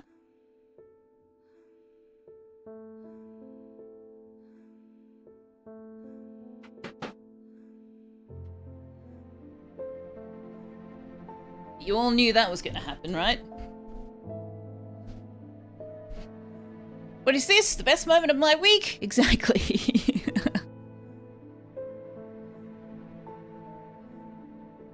Jupiter, wake up! Why are you doing nothing but sleep? Alright. Ooh. We've got one. Oh, okay, so this happens at the end of the day. So we've got till probably the 18th day is when it all comes to an end. Almost imperceptibly, the casket began to absorb the crepuscular power that had leached into the stone and the earth of its lightless tomb.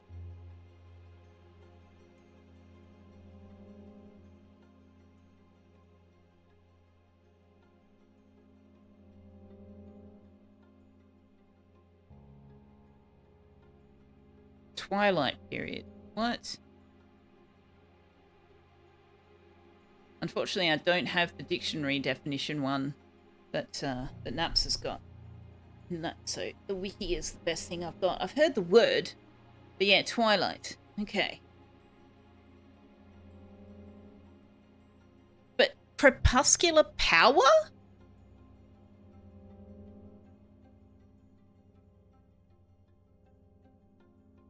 Yeah, you've got a word one, don't you, Napsa?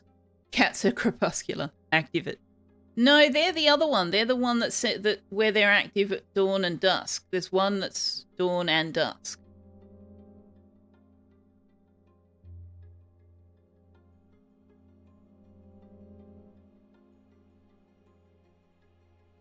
Oh, he's gone to his water fountain.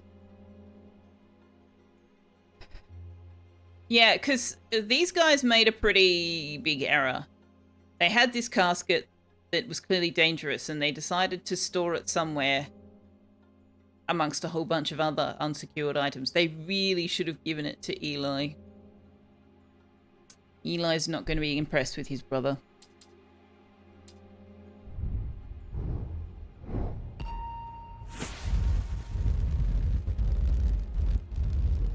Ah, we've got a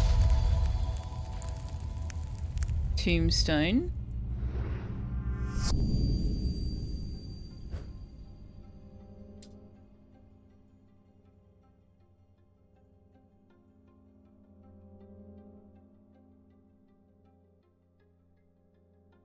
Are we moving into religious debate in this conversation in chat that I haven't been paying attention to because it doesn't involve me?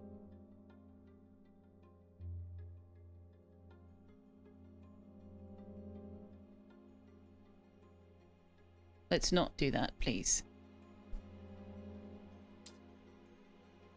Oh, what's with the time?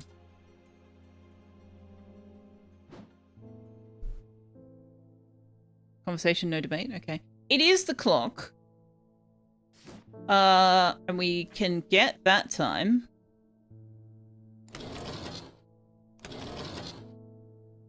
Okay, I thought that gave us that time.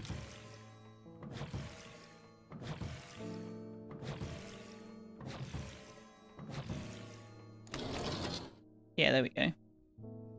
Is that in the right place? Yes.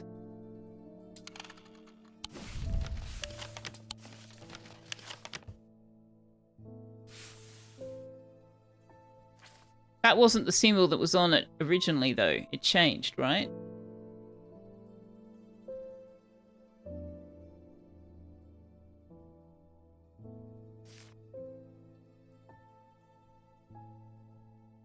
I don't see a tombstone that has that shape.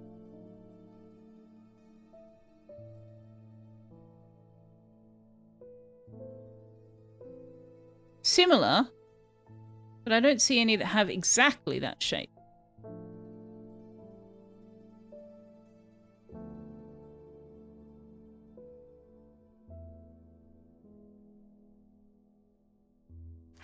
This one's kind of similar, but it's too rounded on top. This one's similar, but it doesn't have the edge.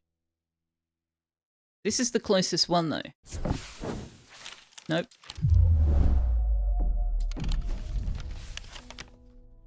There is no tombstone that matches this shape.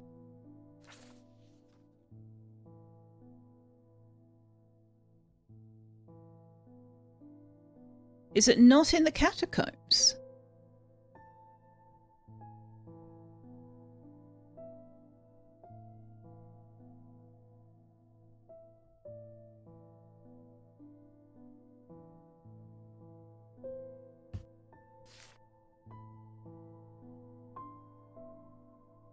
Also, this icon here is interesting. That's very similar to that unidentified pendant we've got. Shop? What about the shop? Okay, so if it's not one of the tombstones, and it doesn't look like it is one of the tombstones, I did get the Knight of the Thorns clue, yes.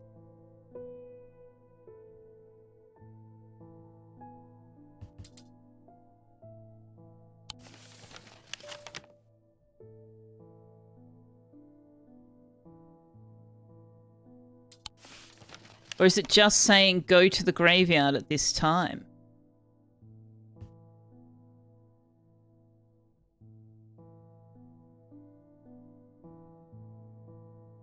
What was the clue? Oh, if you read the entry for the shimmer, it tells you that the Knight of Thorns died in 1356. And so you know that this is the grave for the Knight of the Thorns.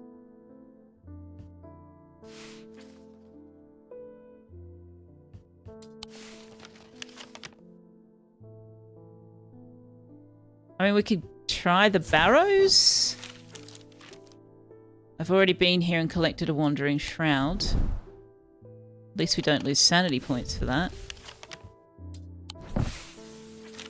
Well, I've set the clock. Oh, hey, Jupiter's awake. Look.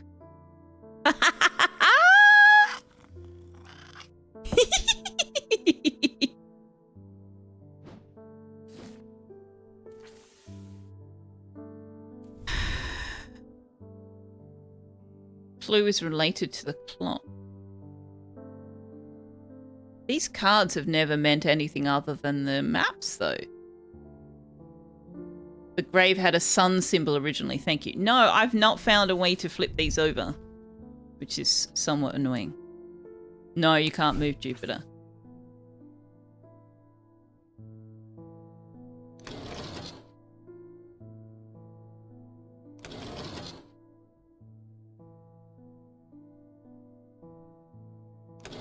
The moon's half full.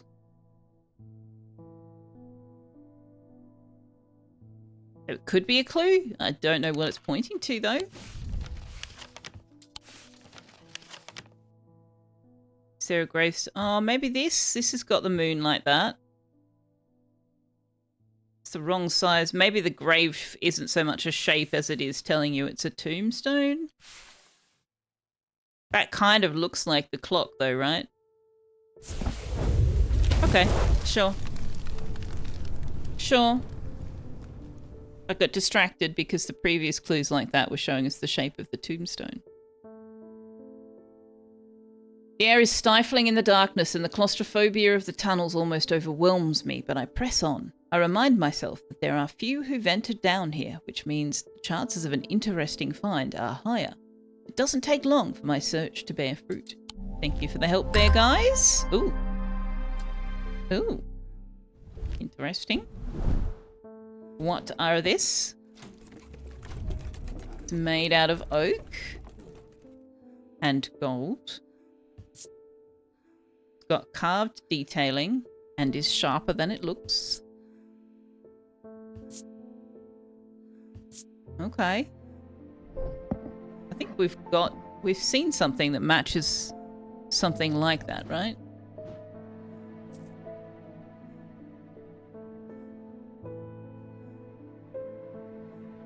Didn't we get something recently that talked about...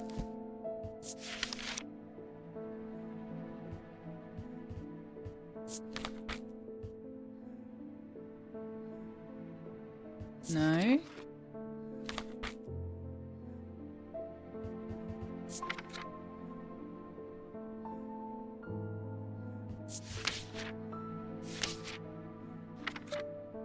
Something recently talked about oak, yes, but I thought there was something we recently found that had a blade.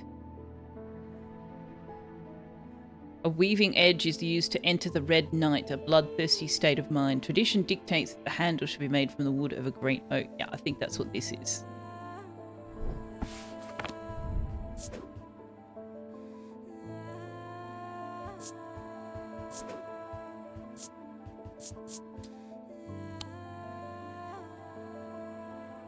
I think that's what that is.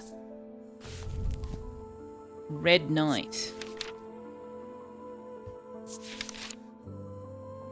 Bloodthirsty state of mind. There's iconography there, but none that we can interpret.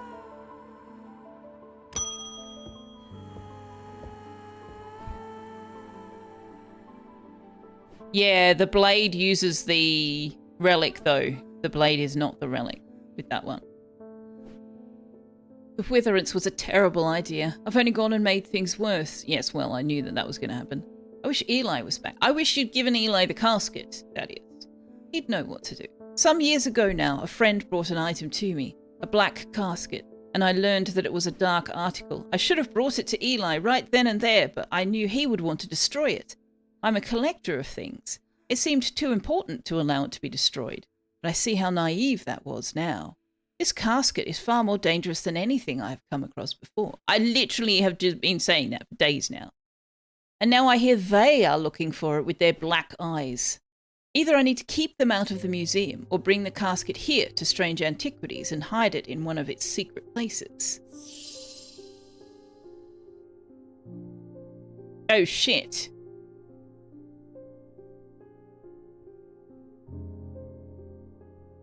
Right. If you bring it here, you're going to have to walk through town with it, though. Only way to handle some of the more dangerous artifacts. So we give him the Dread Vivant to tell him to bring it here. Or we give him the Lunima to keep people out. Be used to keep people away from places they're not welcome. There's a superstition that says it shouldn't be used when the moon is full. Ah, well, that may have some base. I don't think giving them the Lunima is a good idea, but I don't think him walking through town with it is a good idea either. There is a spider on the clock, yes. And if you are arachnophobic, for the record, thank you for pointing that out because I meant to mention it. You actually can tell it, I don't want to see spiders. Here. So you can turn the spider off and you won't get spiders. Oh no! That was the wrong button.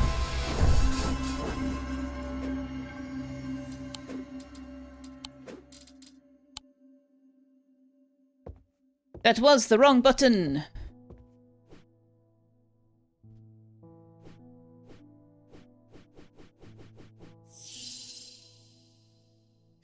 What's the lesser evil? I mean, it needs to be here, right? It needs to be here. This place is set up to manage these items.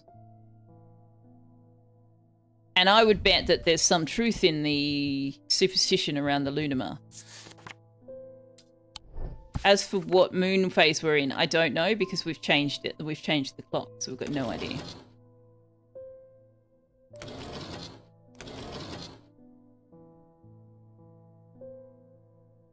What if you're alurophobia? Is that a pun? If so, sorry, did not get it. Oh, fear of palindromes. There's a fear of palindromes? Fear of cats? Nobody's got a fear of cats. Nah, that would never happen.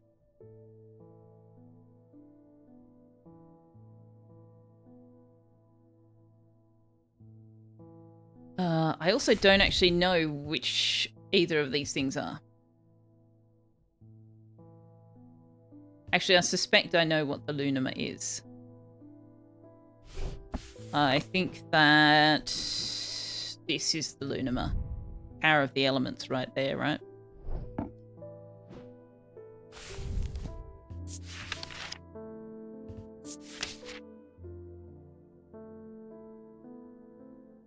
Power rising off a Dread Vivant is subtle but noticeably invigorating. These objects represent the balance of life and death, good and evil, hope and despair.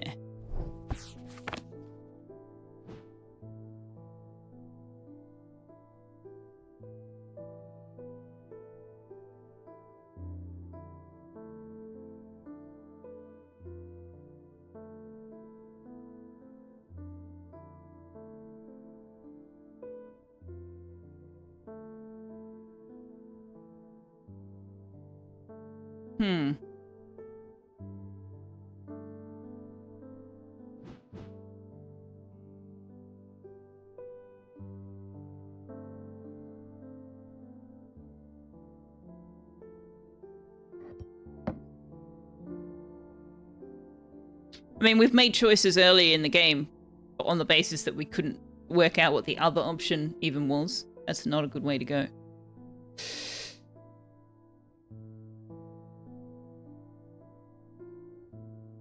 Abophobia is the palindrome one. Cats are not dangerous creatures at all. Of course not. Hippopotamonstrosquipedalophobia, the fear of long and or complicated words. Okay.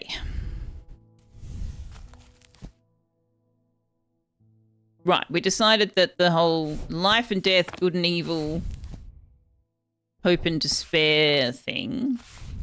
Amber is light.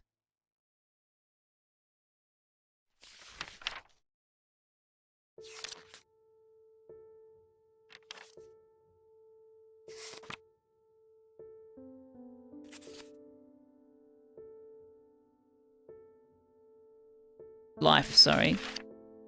And Vivianite is death. But we don't have anything that has those two stones. So otherwise we've got life and death. Good and evil don't have symbols.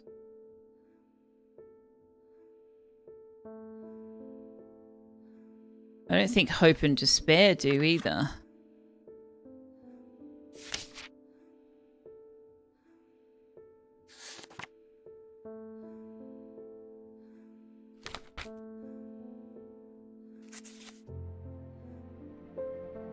No, so the only symbols we're likely to see are the life and death ones. And similarly, the only stones that represent life and death would be amber and Vivianite.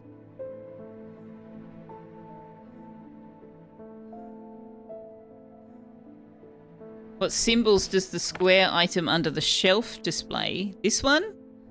We know what this is. We can't label it because it's not an artifact. This is the thing that the bishop's father made, and these are the symbols for spring, summer, autumn, and winter. We use it to find locations in the castle.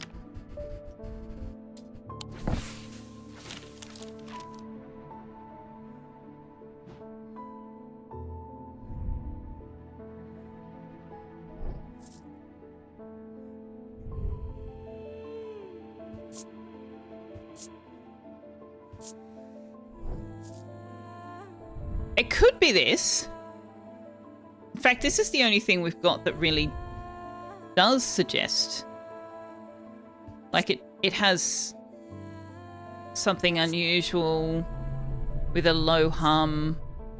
Feels unusual, energetic somehow. Doesn't that match? Power rising up is subtle but noticeably invigorating. Represent the balance of life and death, good and evil, hope and despair. The skull and the flower. This is my best guess. Okay, there we go. The concept of balance is reflected in the design. The skull, death, and the flower, life. Closer inspection reveals the power the item exudes. Well, I hope that wasn't a bad choice, because now he's going to walk through town carrying the goddamn casket. Light of Corkin. Despite appearances, these Noctic items have no connection to the League of the Amphissian Heart. They are objects of considerable power that can turn darkness to light, fear to joy.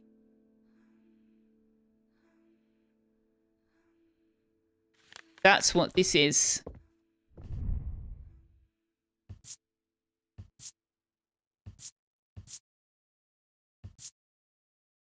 That's what this is.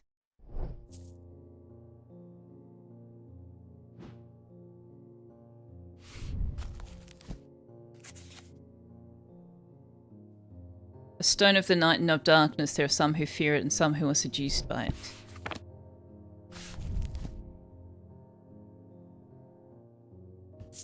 So what was that called? Light of Corkin. I think that's what that is.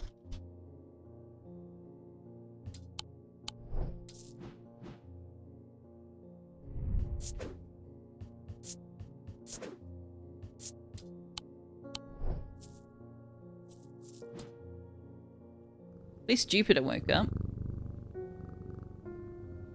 Also, if you guys didn't know, also there's this.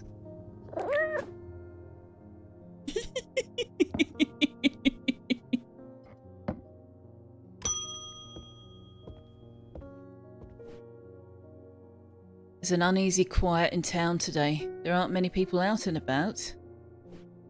I'm heading straight home as soon as I'm done with my deliveries. That's a good idea, David. I have recently come into possession of a number of texts on the subject of arcane artifacts. You are welcome to them if they are of any use to you. If I don't hear from you, then I will donate them to the library across the street. Okay. So the library is... Where's 26? Is here. Which means that this person is either here or here. Everyone is dead. Yum pizza. I'm a bit concerned about those two chat messages coming so close together. Actually. PC, please don't make pizza out of the dead bodies. Several of the scrolls look promising, but they're written in the Dradic script, and my understanding is too rudimentary to make use of them. If Verona was around, I'm sure she could translate them, but she isn't, and I can't. Oh, right. We need the Babelia, I think? Oh, stop it. Yes.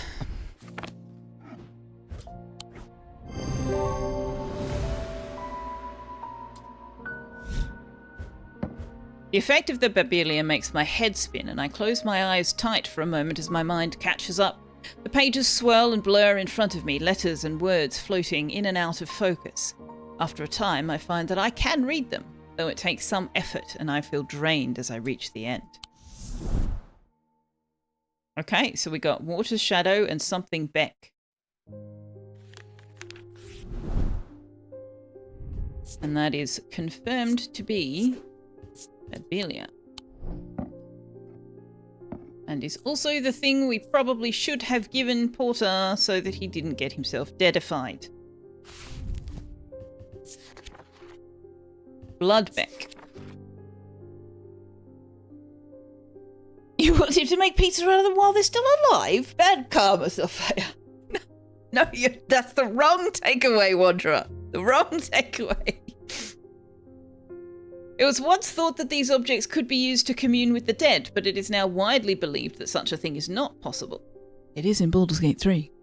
It is not known where the strange voices that emanate from a Bloodbeck originate, but there are some who believe they are the voices of the nameless gods. Wasn't there one that had chanting? We could hear chanting?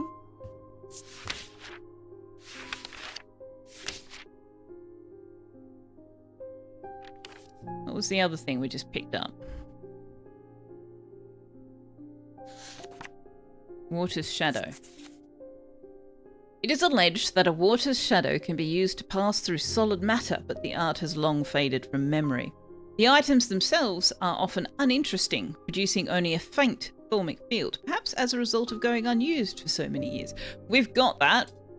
I, in fact, commented on how weak the thaumic field was. Was that you? Yes.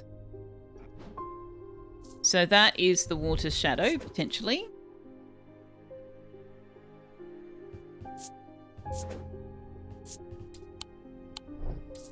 And there's something... This... Chanting.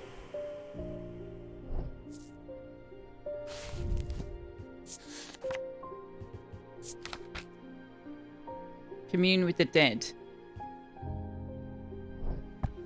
Maybe? I mean, the kyanite is the dead. The other thing is... I can't remember.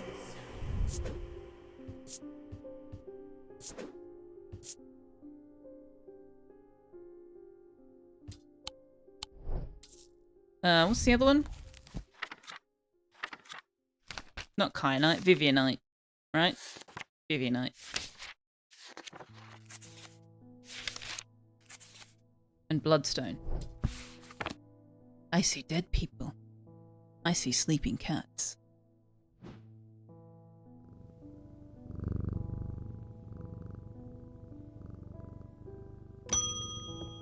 Anna Bryant. Oh! We've received a letter from her, but we've not met her. With all that's been happening in Undermere, I picked the worst week possible to lose my Brigitte charm. I hope that you have one that I can replace it with. I mean, the fact that you're asking for it suggests that we do, but...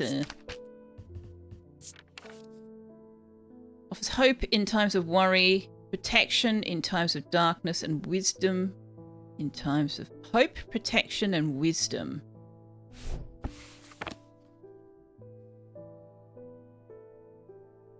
I don't think there's a symbol for hope, but there is for protection and there is for wisdom.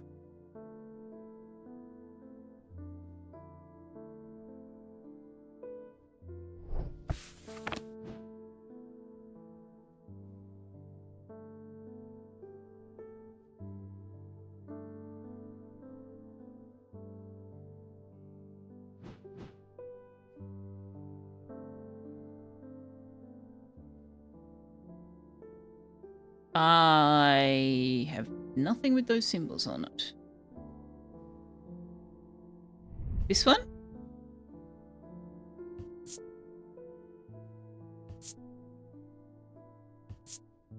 It's bronze and jade.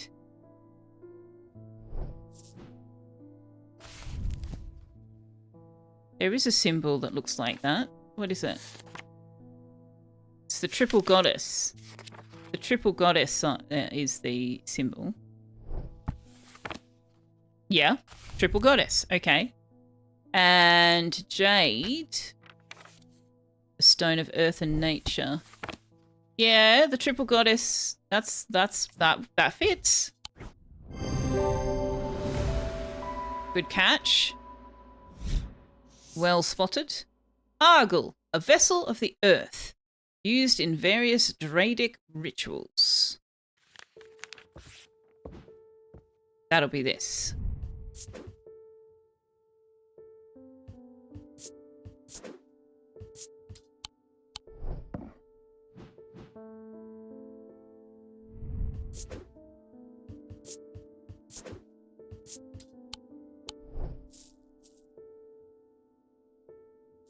However, it is Tux's dinner time, so before we call the next customer, we are going to take a little break. Nickname that fits me well. Oh, thanks. You're so lovely.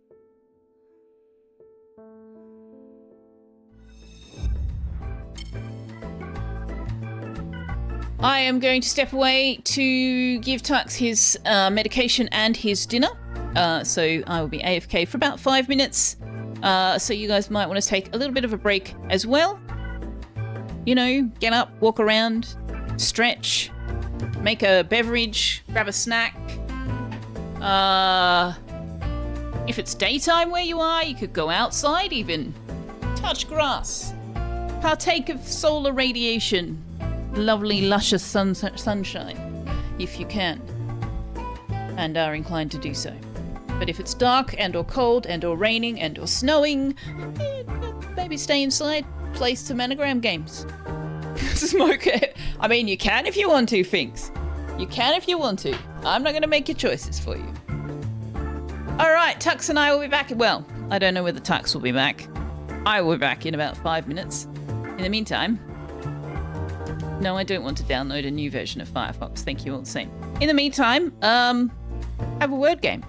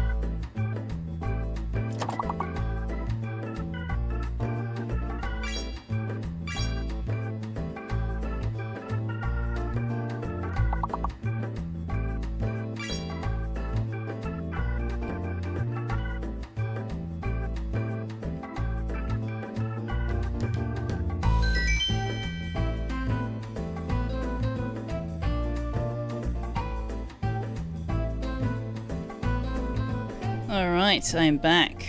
Sorry that took so long. I had to quell an anti-medication uprising in my kitchen.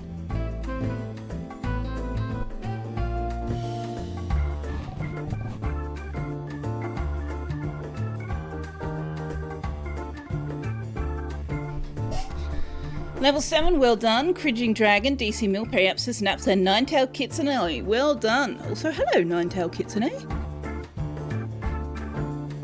Don't think I've seen you yet tonight. Oops. Just whacked the microphone. Sorry if it came through.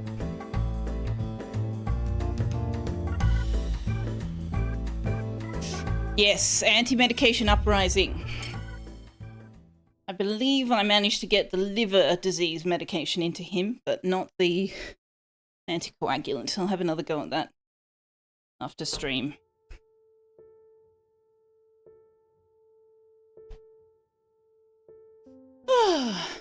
Did I miss anything else? Maiden Mother Crone, Three Faces of Hecate.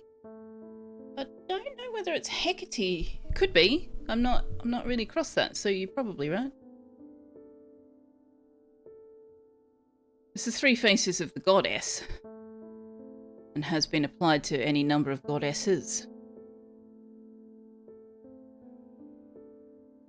Cat being a liquid will keep being true, then needs more coagulants.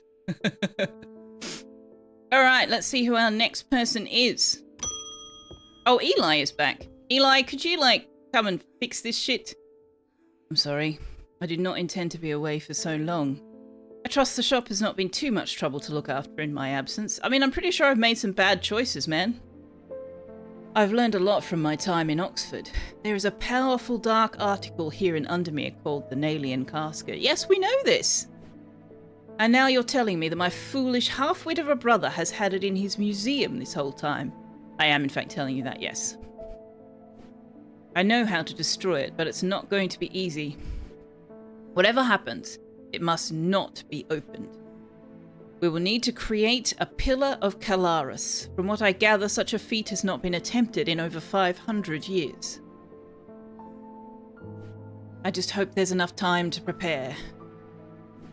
I'm afraid I can't stay, but I'll be back as soon as I can. Man, is this not urgent enough for you? Are you the bad guy? Is this you? Conveniently absent when the entire town is going to shit. Did I figure out what's happening with the clock already? As far as I know, there's nothing happening with the clock. I mean, we've received a number of clock-related clues and have opened the vaults, yes? If that's what you meant. I'm not sure how long you've been with the stream. Tonight. I think we did one earlier tonight. Did one in the last stream. Possibly not the first one. But yes. Oh yeah, no, we found that fairly early on. We just didn't know what to do with it.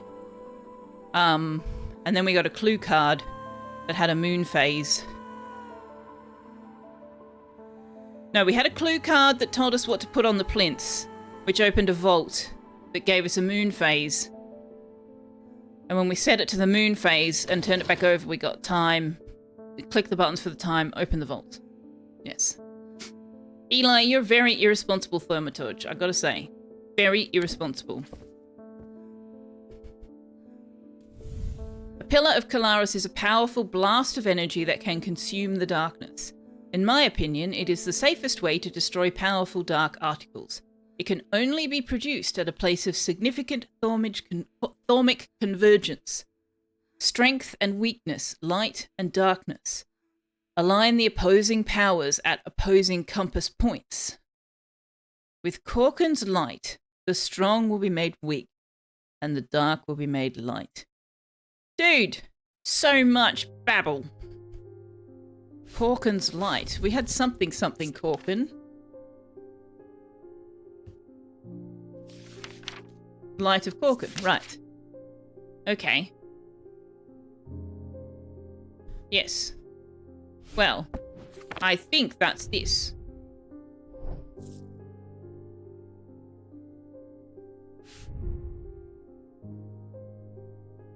Strength and weakness, light and darkness align the opposing powers at opposing compass points.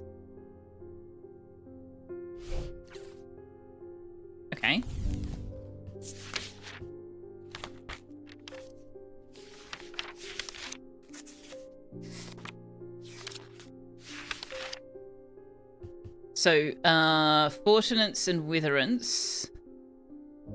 Yeah.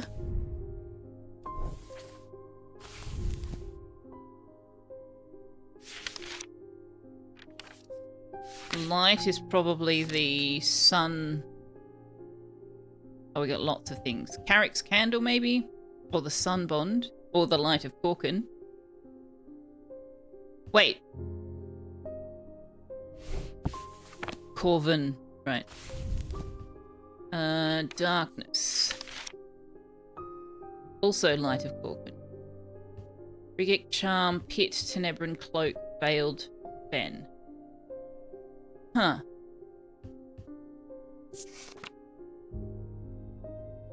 It's not that.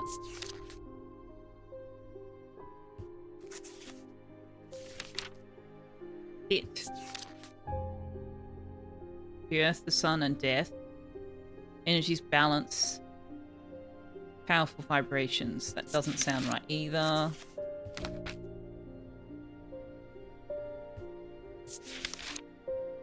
Create a sphere of darkness. Okay, the Tenebran Cloak is actually darkness.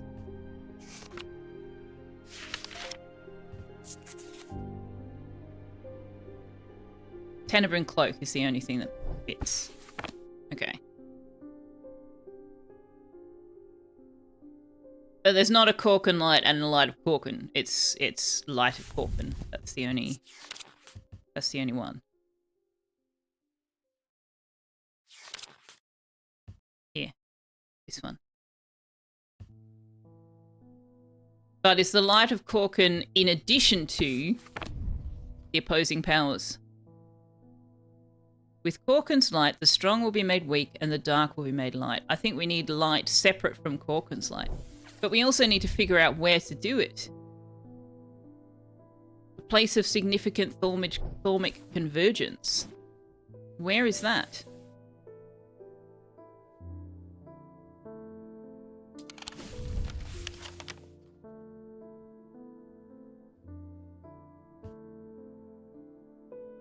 I mean, it's possible Strange Antiquities is that place, right?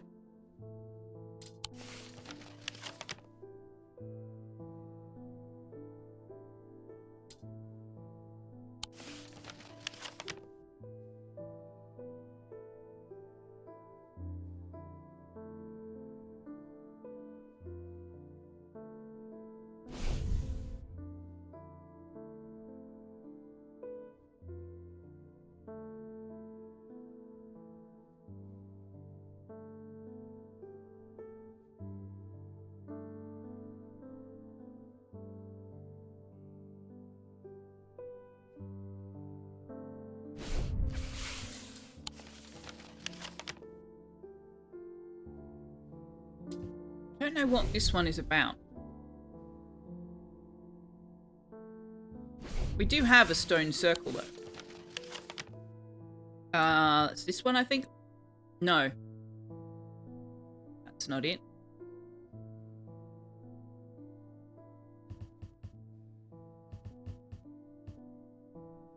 That's it.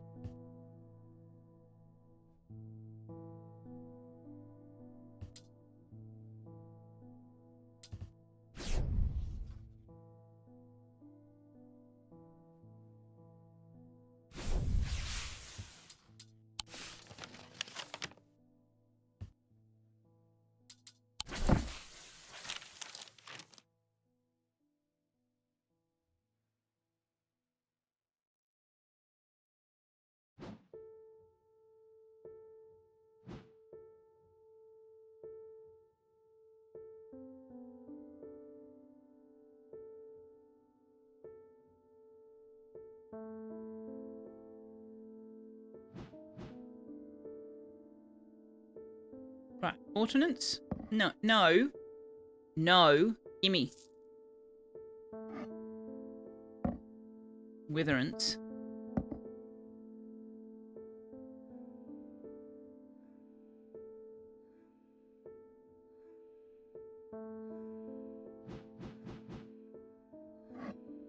Tenebran Cloak. Potentially.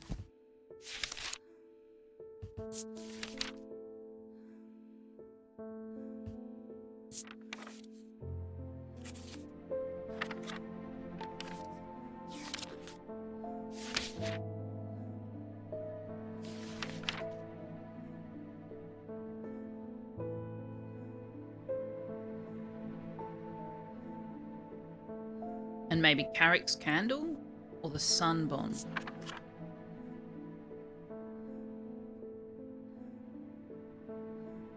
Maybe the sun bond?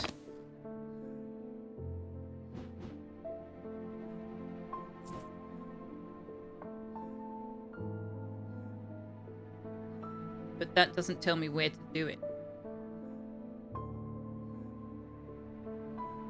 Well, let's see what we get. Isabel Stowe. I have had my energy drained by some disturbing evil power. For days now I have felt tired and frail, and then today I found something that horrified me. Beneath my bed I discovered a carved wooden effigy with a strange symbol painted upon it. I don't know who has done this to me, but all I want for now is to lift this feeling of weakness.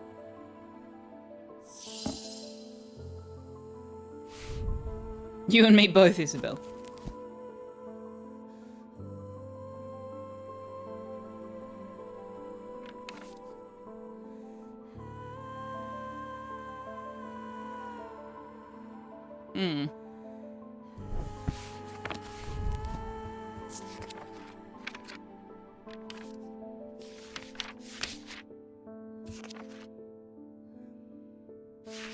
Raise Grace, maybe?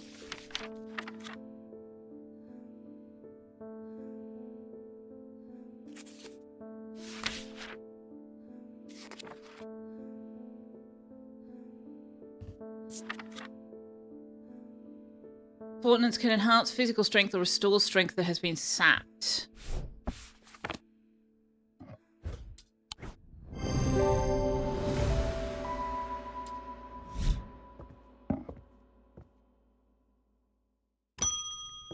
What you find under your bed is surprise cat sick, yeah. Susan Hill, I would like a blood beck. The nameless ones are restless. I am ready to hear their voices. Okay.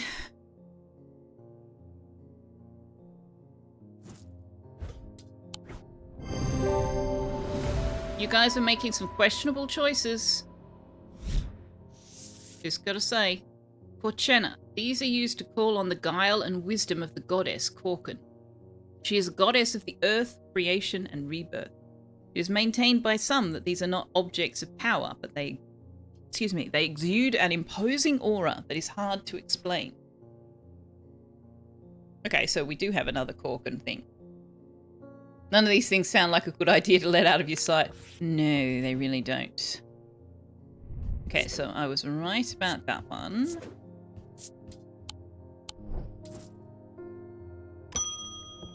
Thaddeus. Have you brought it? I went to move the casket, but it's gone. Oh, fuck. What do we do? I heard Eli's back in town, but if he hasn't come to see me, and if he's not here, then I don't know where to find him. What do we do? You go back in time and tell yourself not to be a fucking idiot in the first place. That's what you do.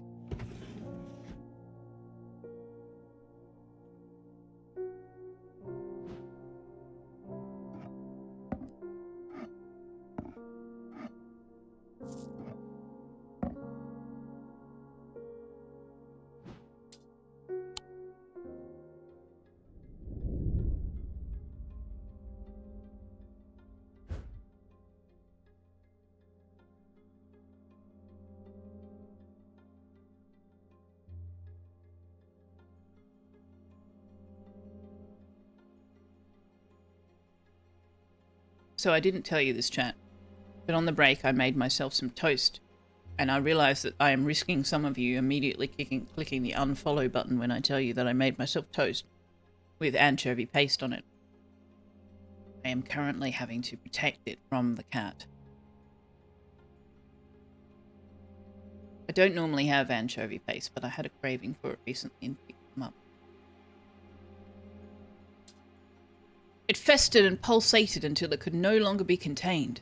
Some part of it reached out from the darkness, creating eyes so that it might find itself, and hands so that it might open itself. The casket wanted to be opened. Oh, that's a bit terrifying. Anchovy paste, more divisive than Vegemite? I don't know. Is it more divisive than pineapple on pizza? Which I also enjoy. Okay, let's read the story from the beginning. The black mare thundered through... Oh, hang on. Cat.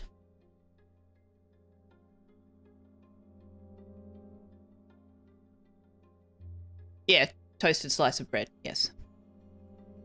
The black mare thundered through the icy rain, shining wet in the silver moonlight.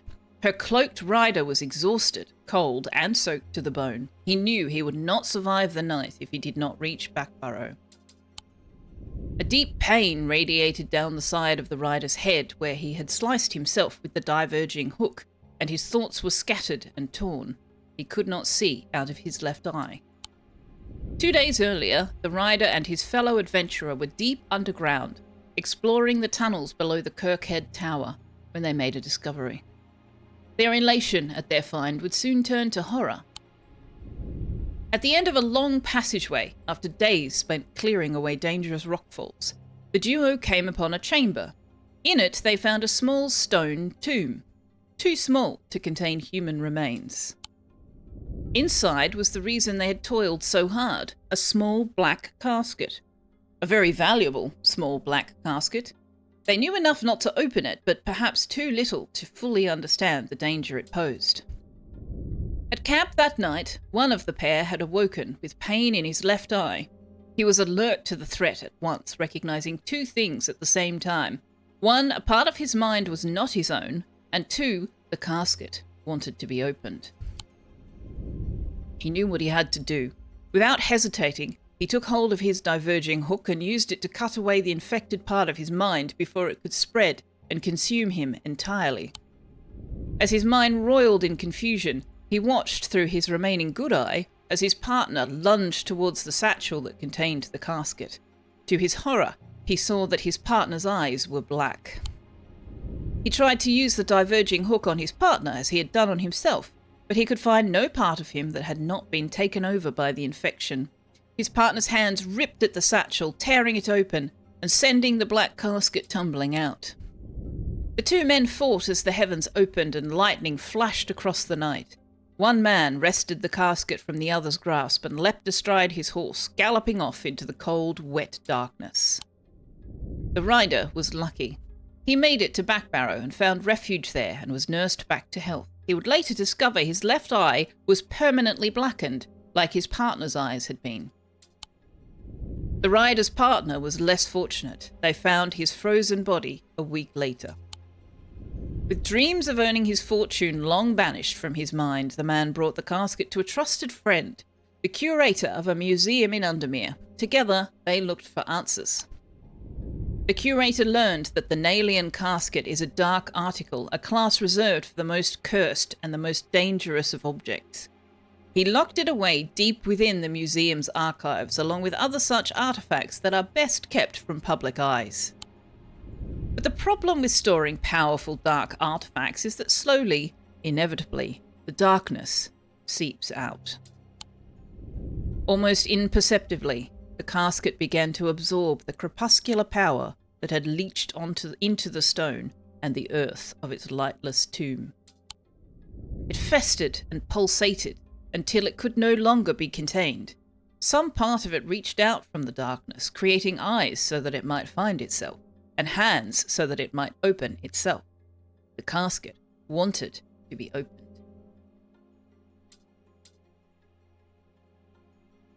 Salty fish on toast? Unfollow now! Now you know why you fear the night. Fear the night? Is it because of the sexy vampires? Now thou know why they are afraid of the dark. Hello, Berserker. How you doing, buddy? Galactic Blame Cell. Thanks for that shout out. Halls of Torment. What on earth is Halls of Torment? You saw a Thulsa Doom quote and had to emerge. Ah, I see. It's a Kinder Egg.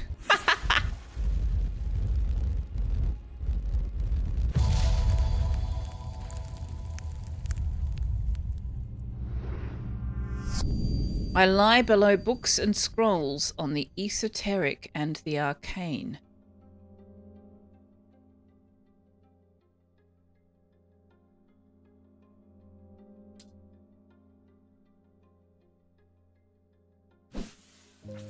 Isn't that here?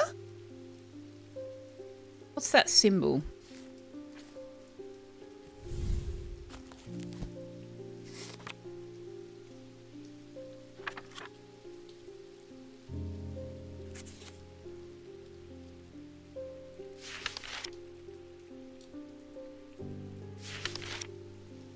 It's not. I mean, I recognize it from IRL. Can't remember what it means. But it's not listed in here.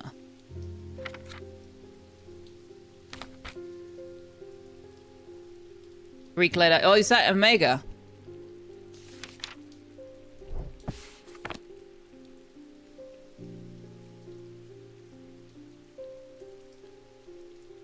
Books and scrolls on the esoteric and arcane. The Omega symbol. No, Omega is the death symbol? Oh, it's Phi, is it?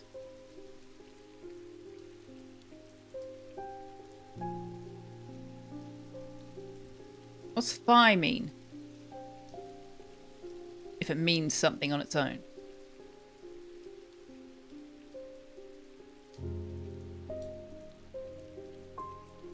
mean, do we just go to Strange Antiquities? Right back where I started. Apparently not.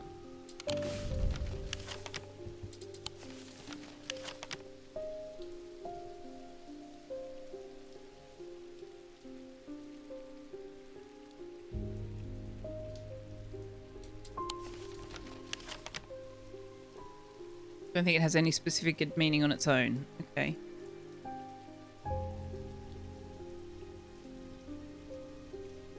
Books and scrolls are not going to be in the catacombs, are they?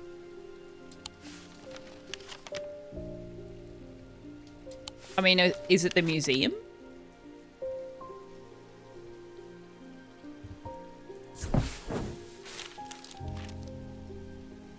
No, it's not the museum. Where's the library?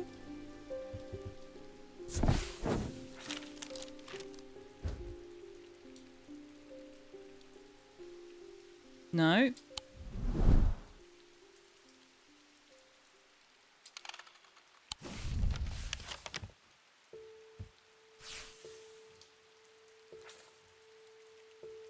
Below books and scrolls. So, we've already done across the street though, right?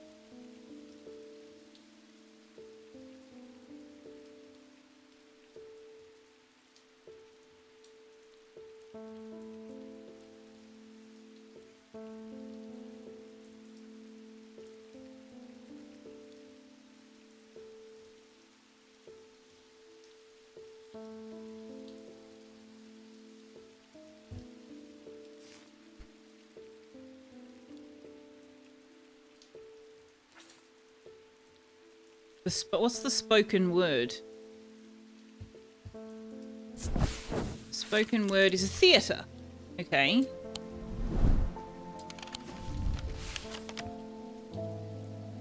You vaguely think "phi" means knowledge.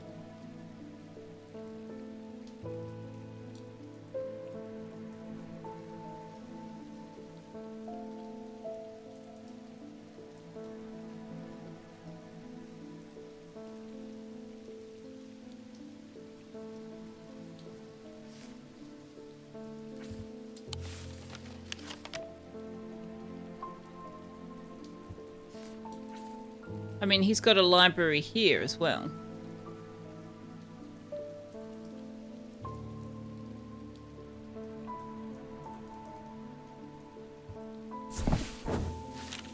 Not there.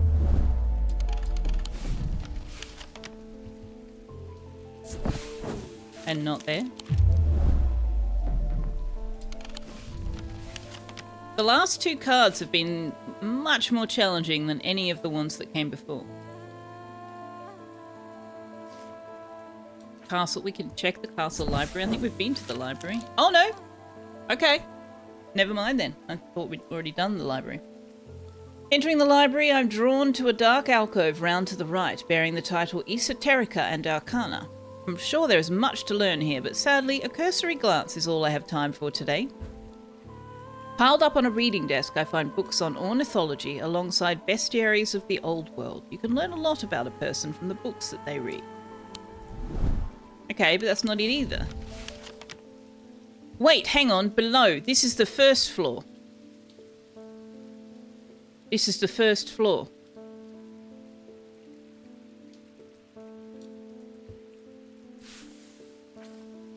But which of these?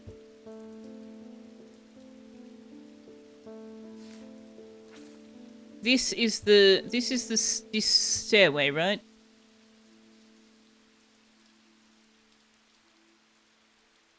So where?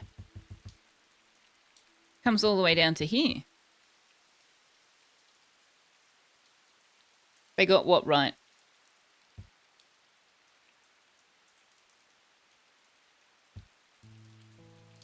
Yeah, it's up. It's above many rooms, yeah. But the fire symbol doesn't seem to help.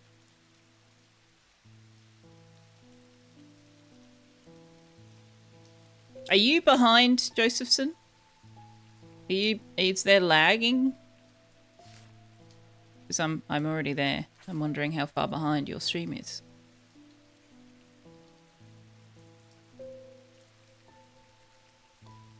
It said where the shells were. A dark alcove round to the right. You're right, it did say that.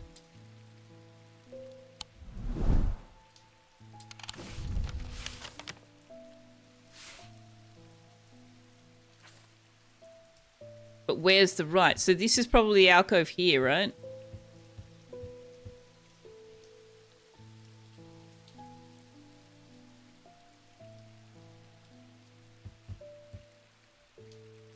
But what do you mean there's even a drawing? Also, there is. Oh, yeah. It's just oriented a different way. I'm glad I don't use sanity points for going back to the library over and over. I think it's this one here.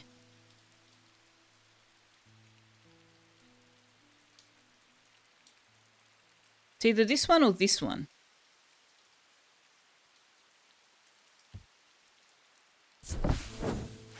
It's not that one.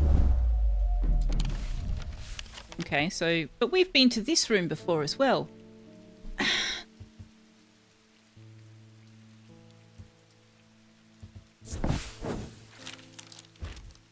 We don't have this circular thing on the ground floor. So it's really actually quite difficult to orient myself. But if we assume... Well, no, we can't assume that either. We assume this corridor matches this corridor. Then it should be this room, and we tried that, and it wasn't it. The next one along, you think? Aha! Lines up with the main stairs. As I open the door, I'm hit by the musty smell of damp. This room hasn't been entered for some time. The corner of the room is piled high with scrolls of parchment and old books, but underneath the debris, I find something of interest. Thank you for the assist. That was a bit more challenging. Oh, this is interesting. What is this?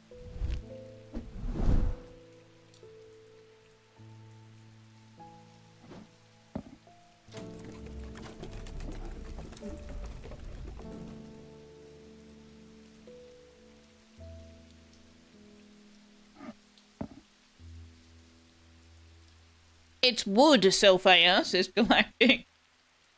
Broken cricket bat. Kind of does look like that, doesn't it?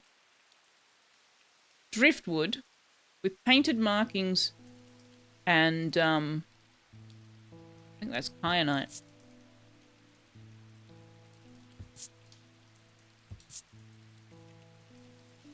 Okay.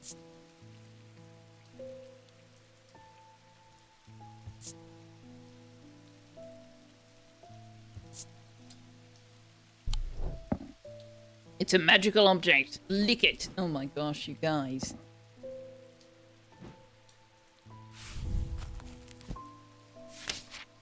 Or aquamarine.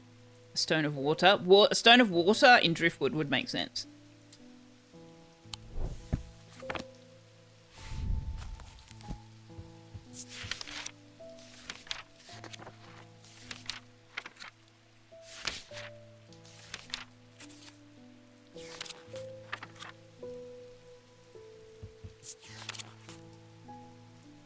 It's alleged that a water's shadow can be used to pass through solid matter, but the art has long faded from memory. The items themselves are often uninteresting. No! There was something about being made from something we've had the description for a long time. Said something about... Yes, here it is. Common items are made using materials with a connection to the ocean. They began as superstition, simple objects made by sailors and fishermen to keep their boats safe. But with the help of the old thaumaturges, they became something more, and many lives were saved. There we go, that's what that is.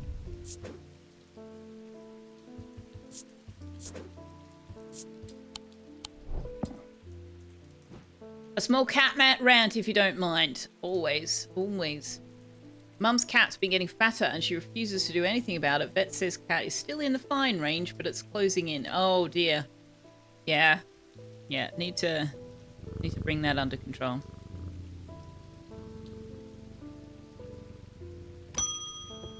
Yeah, that's Eli! Are you gonna take some goddamn responsibility? Eli? This mess you've created by fucking off and leaving your apprentice in charge? The museum was ransacked last night. I went looking for my brother, but he's nowhere to be found. He said the same thing about you. You guys should stop moving.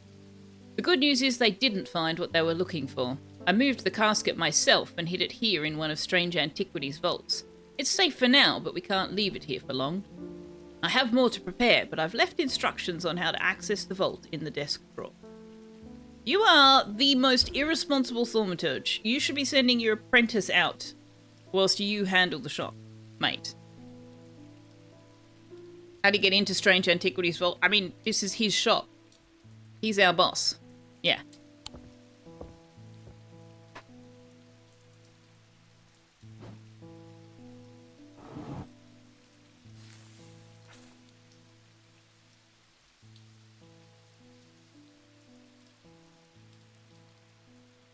Well, that's easy.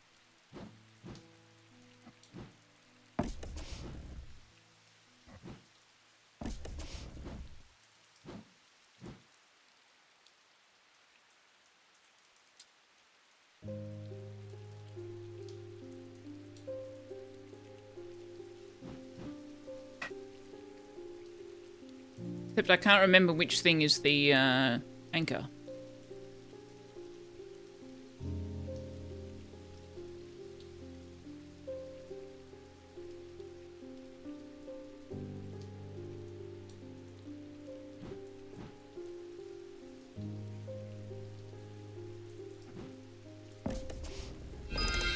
There we go. Is Nine-Tailed Kitsune still here? This is the clock and the moon thing.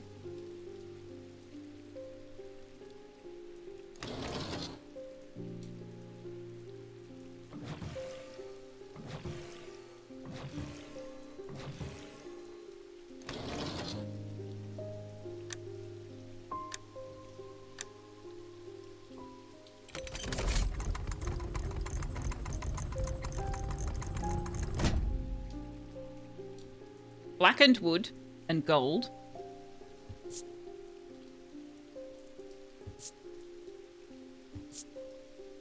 A complex feeling comes over me. It is both horrifying and yet compelling. What is this called again? It's called the shit. I can't remember what it was called.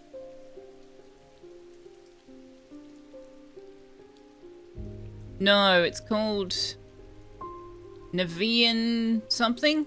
Anyway, I'm just gonna leave that in the vault. I feel like we maybe shouldn't get it out.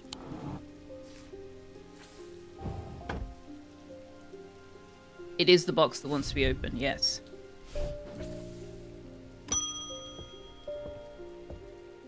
Getting it out seems like an epically bad plan. The lake has turned black. As omens go, I'd say that's probably quite a bad one, but the mail won't deliver itself. That means the priest is going to stop by and want her stuff. I found this note in an old writing desk up at Gleeston Castle. I expect it will mean more to you. Fear in autumn, rising in winter. It feels all too prescient as we hurtle towards winter and a terrible, unknowable fate.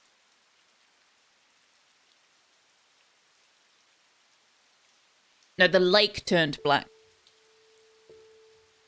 Also, thank you for telling us that it is autumn. What's his name? Edmund. EB Games. Fear. Fear. What is the symbol for fear? That. Okay.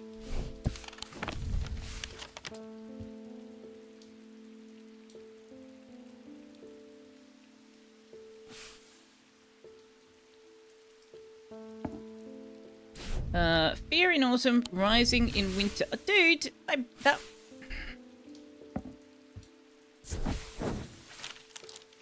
I searched the room at the foot of the western tower quite thoroughly before finding a stash of papers. To my dismay, they are largely the scrawlings of a madman. But in amongst the nonsense, there is some valuable information. Storm ward and something.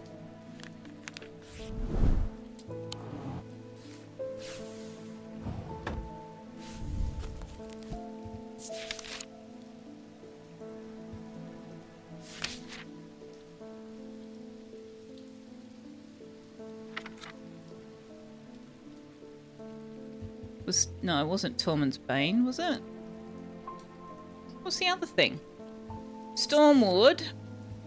These simple items supposedly grant a low level of protection against the elements, but this author has personally become soaked to the bone in one too many downpours to trust those claims. They're made from metal, typically bronze or iron. That is this.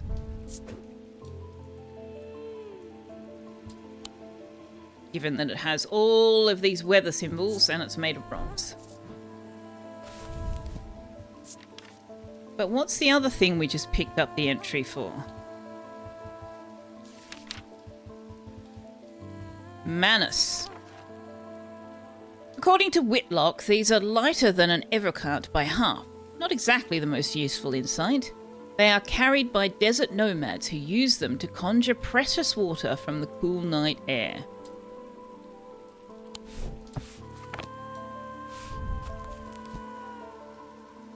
I got a theory.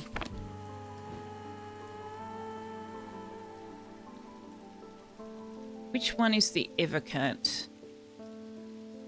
This. So that weighs 1 pound. So we're looking for something that weighs a ½ pound. So how much does this weigh? A ½ pound. Yeah, that's what that is.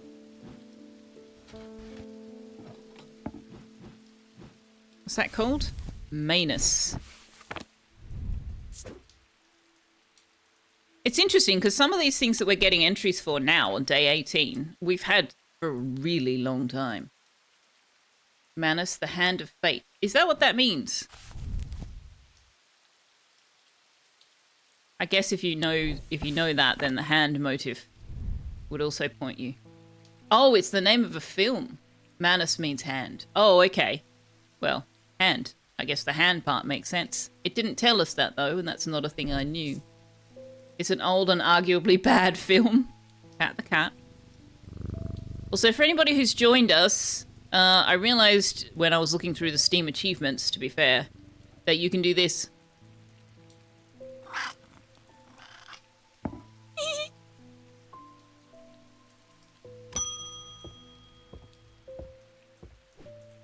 It's time to end this. Now, bring the casket to the pit. Oh, okay. Then if that sort of life is what you wish, you may grow up to be a fish. So what were those items again? The anchor. What was the one in the middle? I literally only just did this. Ah! Finger, but not of flesh. Right. Shane-ism!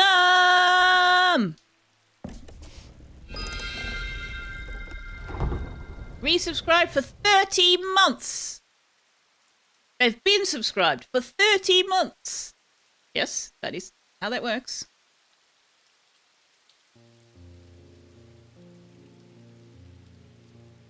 A drive-by dooming. Doom. 2.5 years. Where does the time go? Behind us. That's where it goes. I do not want to be responsible for this thing.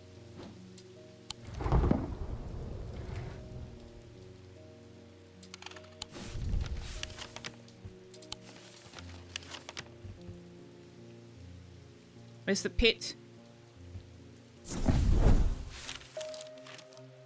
Whew. The sun is low in the sky as we arrive at the pit, casting a warm light across the treetops and the open fields.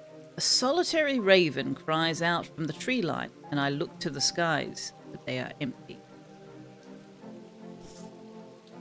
What happens if you put it on the lens? Oh, good question. I didn't do that, and I'm not sure we'll have an opportunity to now. We might have to restart the day to see that. The pit itself is an ominous sight that the otherwise serene atmosphere can do nothing to diminish. It is a scorched black hole, perhaps 5 meters in diameter, that has an unnatural look to it. This is a site of thormic convergence. It is no simple thing to destroy an object of this kind. We need to set up opposing powers at opposing compass points, strength and weakness, light and darkness. And finally, we need the light of Corkin to bind them.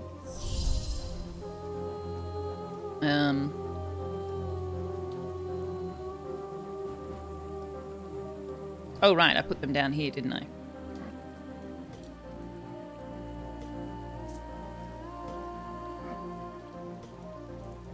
And what did we think? We thought this was the light of Corkin. All right, fingers crossed. Eli inspects my work. His face shows little emotion, but he seems satisfied. By now, the sun has finished setting and only a hint of red afterglow remains in the darkening sky. The raven croaks his mournful cry once again, but this time there is a reply, and then another. I look up and see several dark shapes circling above. Quickly now, they're here. I spin round to follow Eli's gaze, and my pulse quickens as I look out across the field. A large group of shadowy figures is walking steadily towards us. We can't see their faces at this distance in the low light, but I'd be willing to bet that every one of them has pools of midnight for eyes. In the sky above, the ravens continue to grow in number, and their caws and cries get louder and louder. I look down at the black object in my hands. Such a small thing, and yet its seductive power is impossible to ignore. It wants to be opened. Suddenly, it feels inevitable. The casket! Now! But I'm not sure I want to give it to him.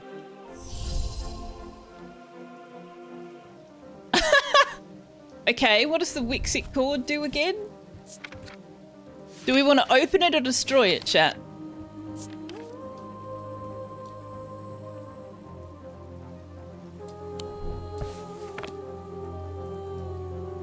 Can I check the casket on the board? It produces a Noctic field.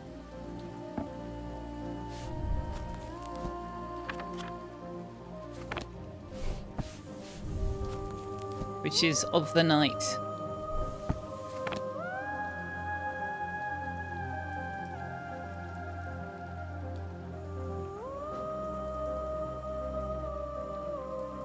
Should we do a poll?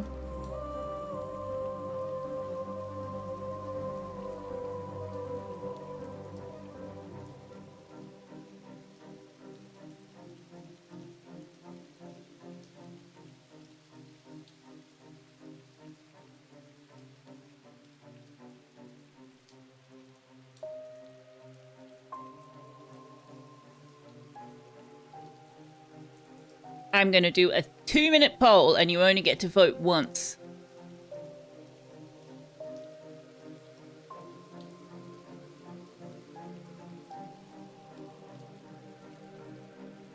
Destroy it. It's been a pain in our butts for too long. Do we want a happy end? Is there a happy end? There usually is, but there's also an unhappy end. I mean, we can always play the day twice. But what's going to be the official party line? What's going to be the true ending? Giving him the wrong item will be bad. Giving him the wrong item will just increase our insanity gauge. You actually can't give them... Oh, you mean giving him the Wixit cord? Giving him the Wixit cord will paralyze him temporarily so that we can open the casket. Send it to Sal. Doesn't everybody want a happy ending? Oh, in some places they call a happy ending the little death, so you know. Let's give it to Jupiter.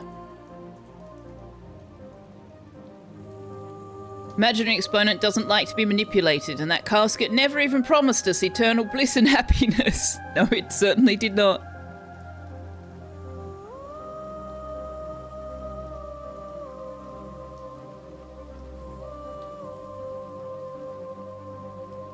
The music and the soundscape in this is really quite eerie. It's very well done.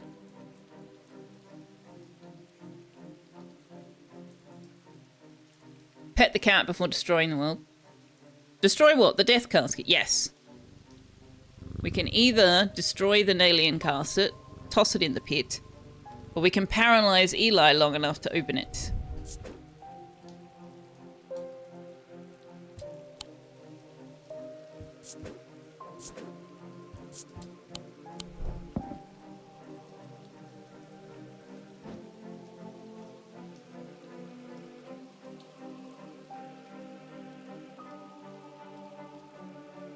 Oops, the wrong button.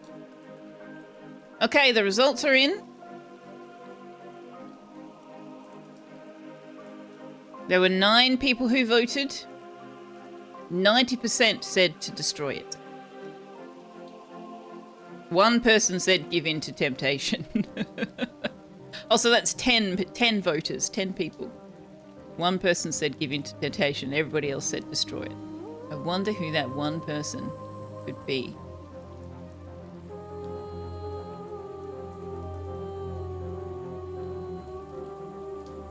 Oh, it was you, Ninetail Kitsune. Oh, I see. I thought it was Galactic. Alright, destroy it we shall. The wave of intoxicating power washes over me, but I hold strong against it. I hand over the casket, and together we begin activating the items arranged around the pit. Working as fast as we can, it still takes longer than we'd like, and when I look up again, the thaumaturge has fear in his eyes. It's not working! He is clutching the light of Corkin, but it is lifeless in his hands. Verona Green, who has been taken over by this entity. Such a shame. I turn to see the occult scholar. Her eyes are black and she has a dread vivant in her hands.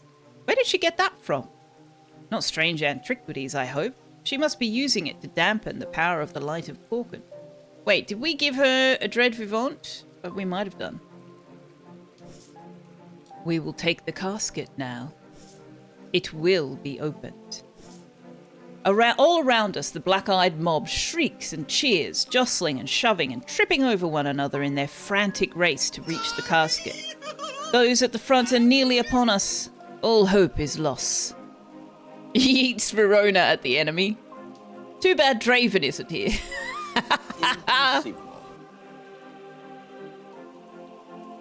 You would like to know what happens if you open it, but you don't think I should. Well, we might find out what happens if it's opened either way, because we made bad choices along the way. Oxygen. But the thaumaturge thinks faster than I do. He quickly activates a Daedalus link and floats out across the pit, clutching the casket. The mob around me pays me no attention.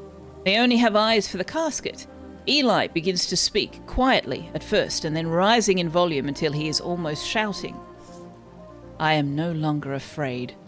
I am the dirt beneath the ground and the rock below that. I am the dust stretched thin across empty space. I am everything cold and dead and dying. But I am also the heat and the light, the wind, the ice and the fire, the leaves on the tree and the water in the river. I am everything warm and alive and living. At that moment, Eli locks eyes with me, and suddenly I understand what I need to do. I charge forward and tackle the possessed scholar. I grapple with her, trying to prise the dread vivant from her hands, but she is surprisingly wiry and strong. We teeter closer and closer to the edge of the pit, and cold fear hits my stomach as I look down into its inky depths. With one last burst of energy, I grab Verona and twist my body, pushing with all my strength. She scrabbles at the bare dirt at the edge, but she is unable to find purchase, and she falls. I will never forget the look of shocked horror on her face as she plunges into the darkness of the pit. Eli wastes no time. As soon as he is able to, he activates the light of Corkin. Time stands still, and then there is a rush and a roar as a swirling vortex of blue-green light races up out of the pit. The full force of it strikes Eli, and he is obliterated by its power. The casket is sent soaring up into the night sky, where it seems to hang for a moment, turning slowly in the air until, with a shrieking, splintering crash, it shatters into 1,000 pieces, and then there is nothing but smoke and the smell of ozone, and all is quiet.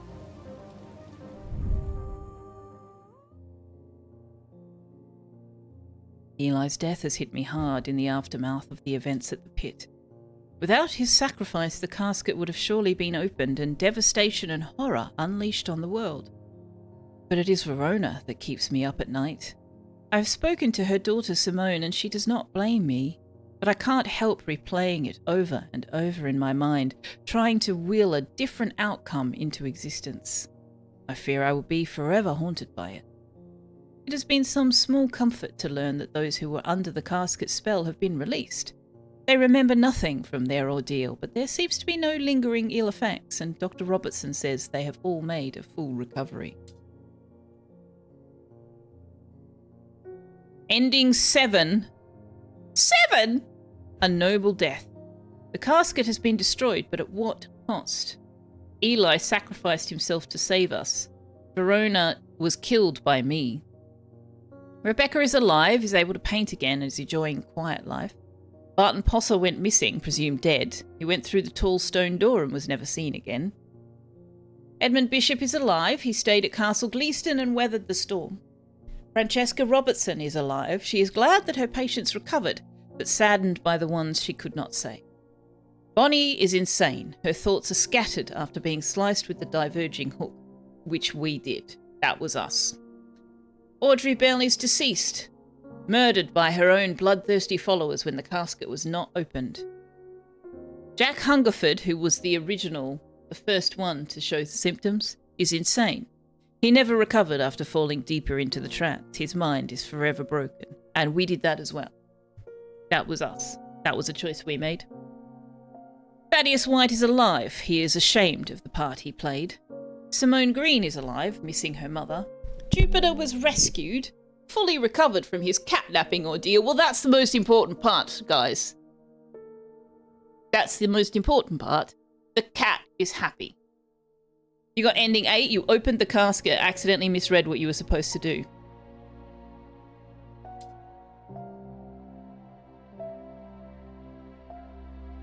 That was such a fantastic game.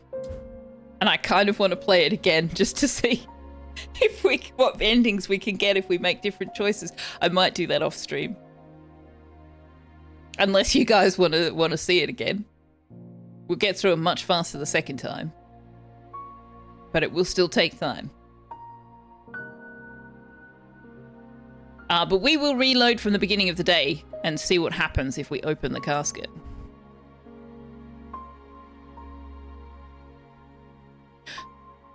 The other option is I can talk you through the different changes I made on Saturday and pick up where we were from the same part we started with on stream.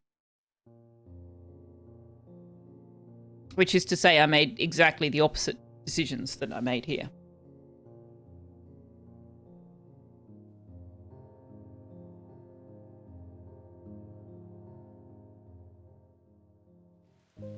Oh, hey, we get an epilogue. Hey, Jupiter.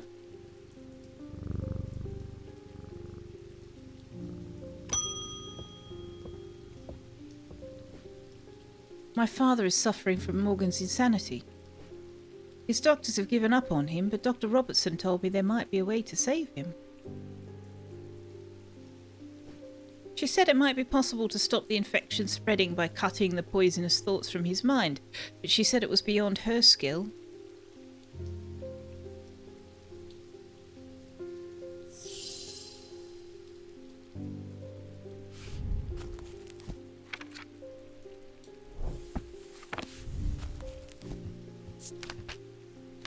Is that the diverging hook? We've not had good times with the diverging hook. Well, nothing specifically references Morgan's insanity.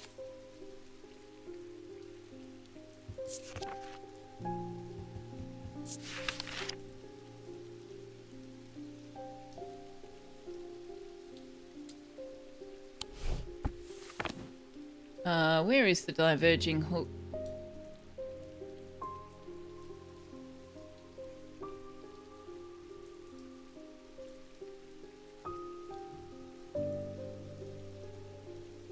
There it is. I don't think we should give her that, though. She just said that she doesn't have the skill for it.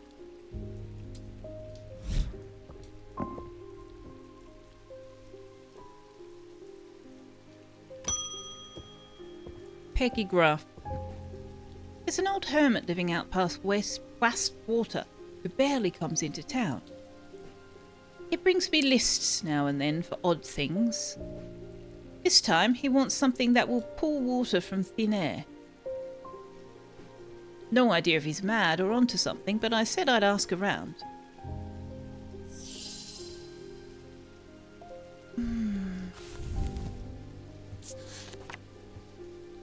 Pull water from thin air.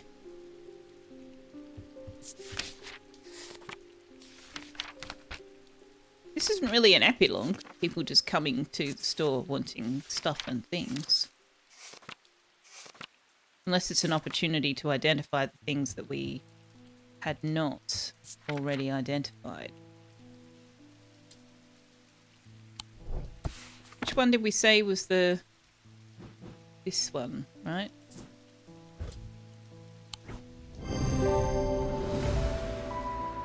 Features an aquamarine gemstone or stone of water. Using my scales, I can check that it weighs half a pound. We did that, yes.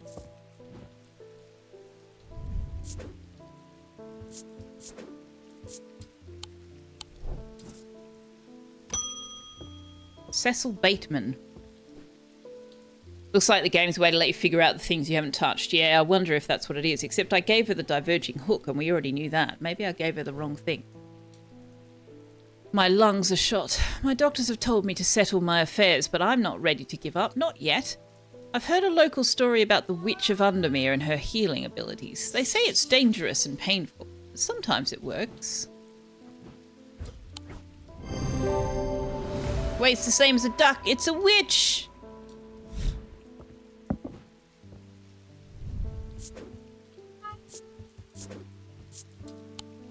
Hi, buddy.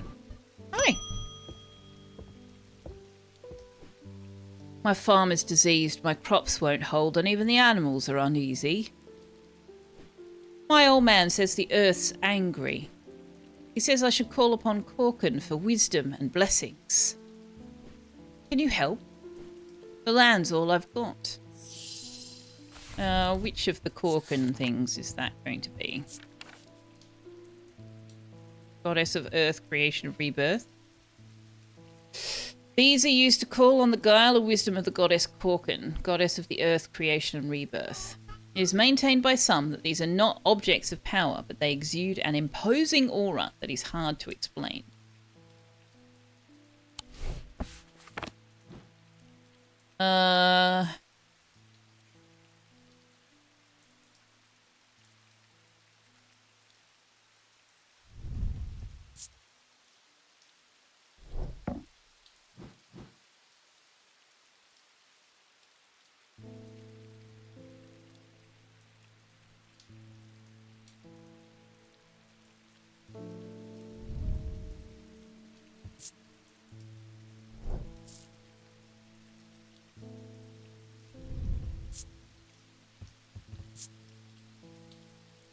feeling of disquiet.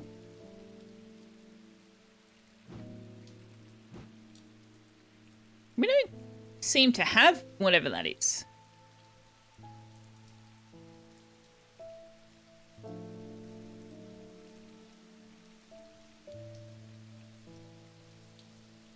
No, we identified the light of Corkin, not the Corkina.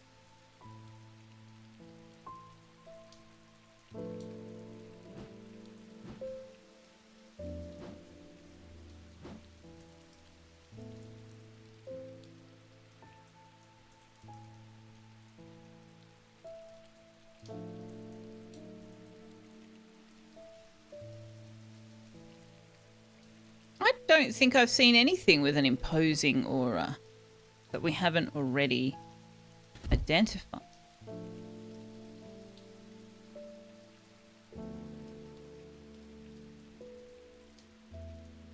Where do these go? Diurnic.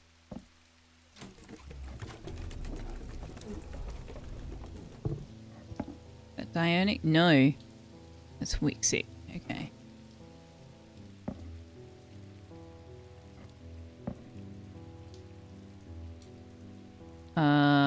That's Diurnic.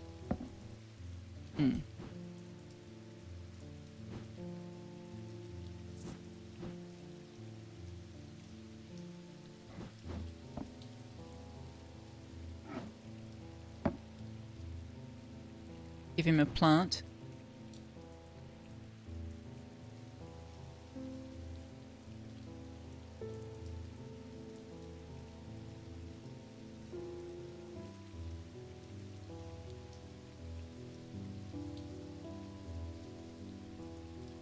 We don't know what this is. Red clay. That is unsettling. The eyes seem to pierce my soul. I don't really... Well, the light of Corkin has a snake motif. Maybe? Maybe it's this. Yeah, okay. Using the index, I can remind myself that Corkin is a serpent goddess. Okay, I did not know that at all. Represented in the design on this jar. Closer inspection reveals that they have an imposing aura. It doesn't have an imposing aura. The item has several connections to the earth, the jade eyes, the clay material, and the Dradic fear that they produce. How is that an imposing aura? I find it unsettling. The eyes seem to pierce... That's... No. None of that suggests imposing to me, but okay. Where does it say that she's a serpent goddess? It says she's a goddess of the earth, creation, and rebirth. Oh, Ossic Ring is also related to her. Okay. Yeah, there we go. Corkin, the serpent goddess.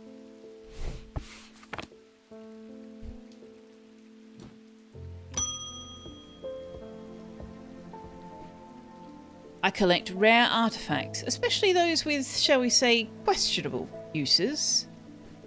A weaving edge has always fascinated me. I don't plan on using it, heavens no. Blood magic, old traditions. I simply must have it.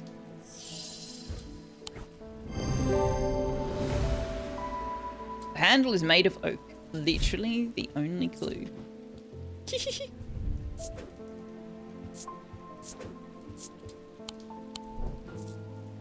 Yeah, this is just to let us tick off all the things in the book. I've read the tales of Kalaris from cover to cover. I was surprised to learn of some of the powers he could wield. Did you know he could walk through walls? I read he used a water's shadow, but that we have lost the knowledge of how they work over the years. I don't expect I'll get very far with it, but I'd like to study one all the same. Who knows, perhaps I'll succeed where others have failed.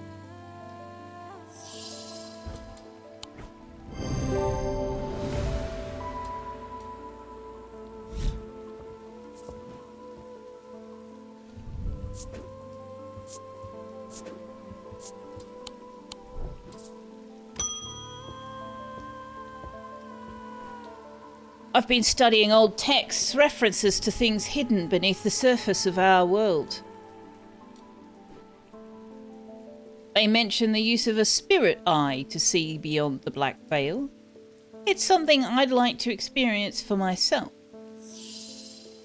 You're confused, you give these things out but somehow keep them. Yeah, I know, right? In fact, some of them we give out twice.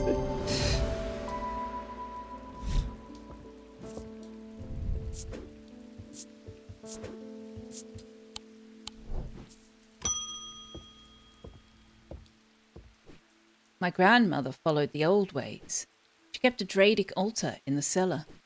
She believed in asking for nature's blessing before a harvest. I found a note about a ritual meant to bring abundance, but it needs an argyle. This seems like the place to find one.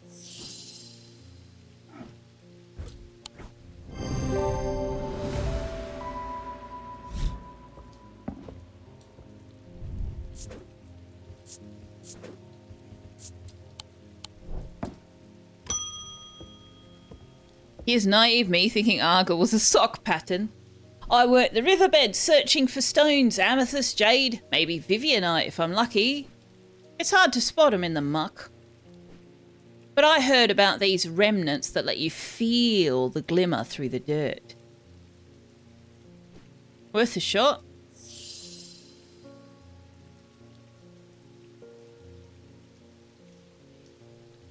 I have no idea what that is.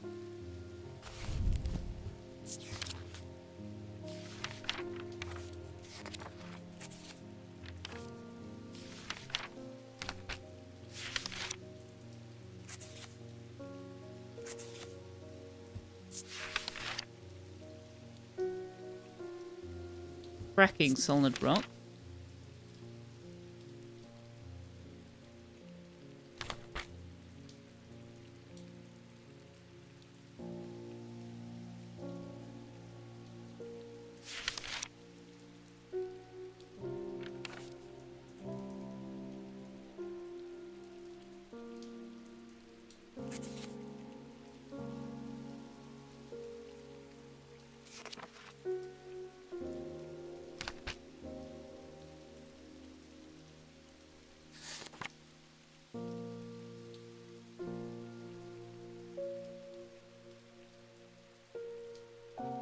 Resonance? The Zephyrim, maybe? The Zephyrim or the Zia are the only things so far that have jumped out at me.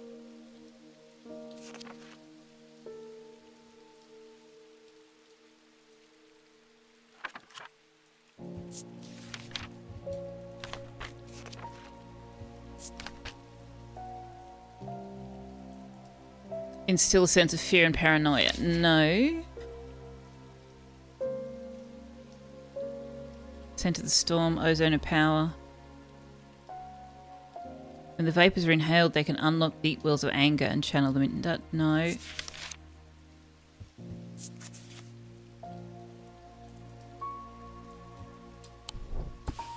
What's left that I haven't identified? Yeah.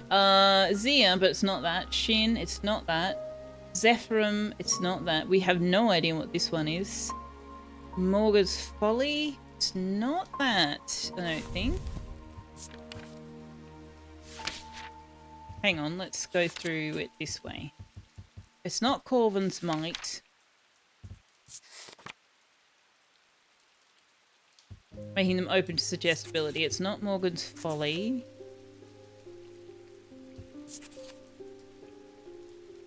Keep their boat safe. It's not Shin.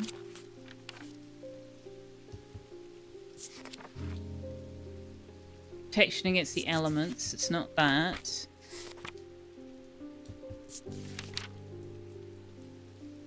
Cure paralysis or protect against paralysis. It's not that. Okay, it's not any of these things.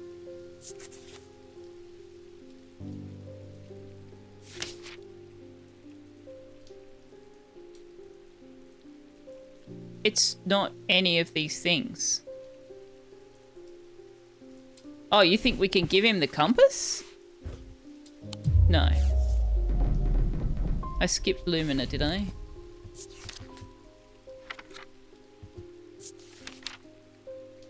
Harnesses the power of the elements to create an aura of unease. Can be used to keep people away from places they're not welcome.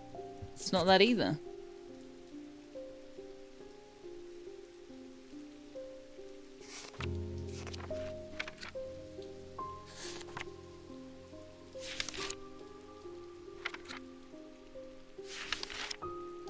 It has asked for things I've already identified, yeah.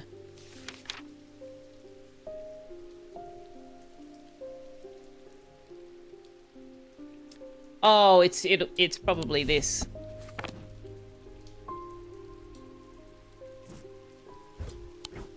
Yeah. Okay, that's a bit of a weird one. Not quite sure why they're asking for that. We identified the Ares remnant on, like, day 2.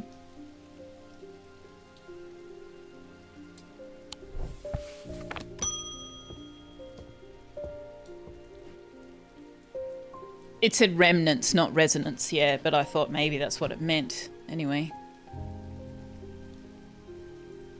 Hit a bit of a snag and I've had to shut down the quarry.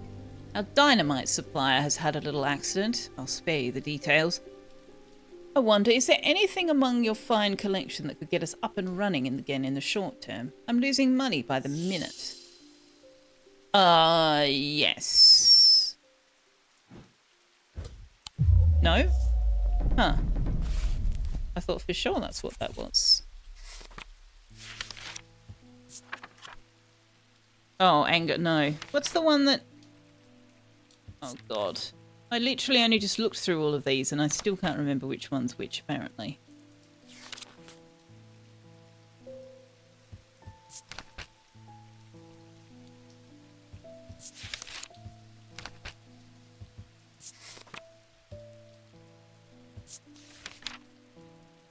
I missed something back there. La Cucaracha. Why are we doing La Cucaracha?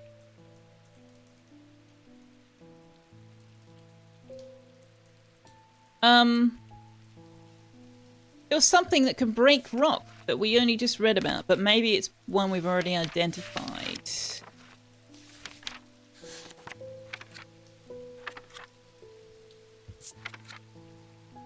Powerful, yeah, the kit. We've identified that and used it more than once, in fact. Oh, Cochena Cucaracha, right. We're having more customers today than of any other day. My thesis is on the psychology of fear, but books can only take me so far. I need to feel it properly. I'm sure you have something. Yes.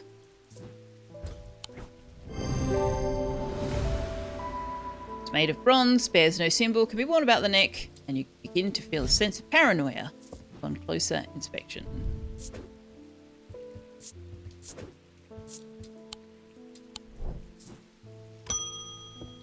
Oh, hey, she's back. I've been looking into Corvin, the Bloody Queen, for a book on historical figures that I'm writing. I'm finding it surprisingly difficult to verify much of her story. I was hoping to take a look at one of the bloodstone artifacts that were created in her name. I have one, of course.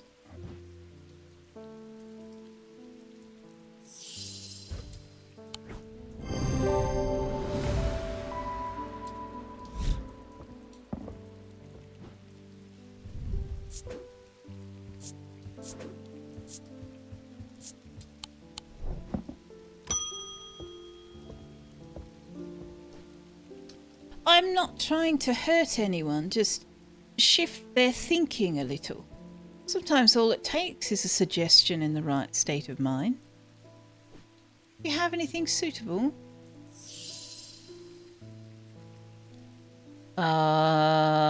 Yes.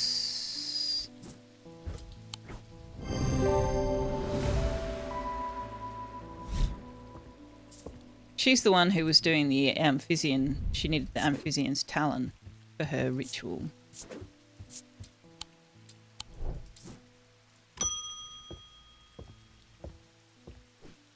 My sons are out of control. Jail just doesn't teach them anything. A year behind bars and they come back worse. I want them to feel the wrong they've done. Real penance, so that they might change their ways.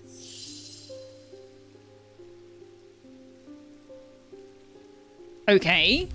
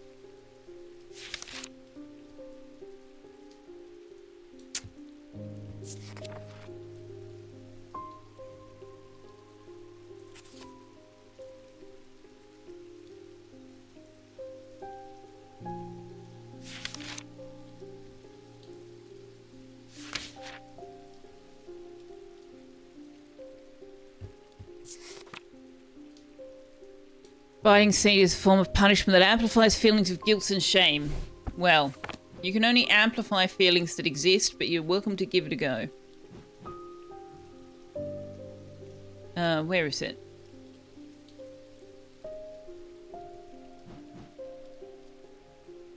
I've lost my binding seed. There it is.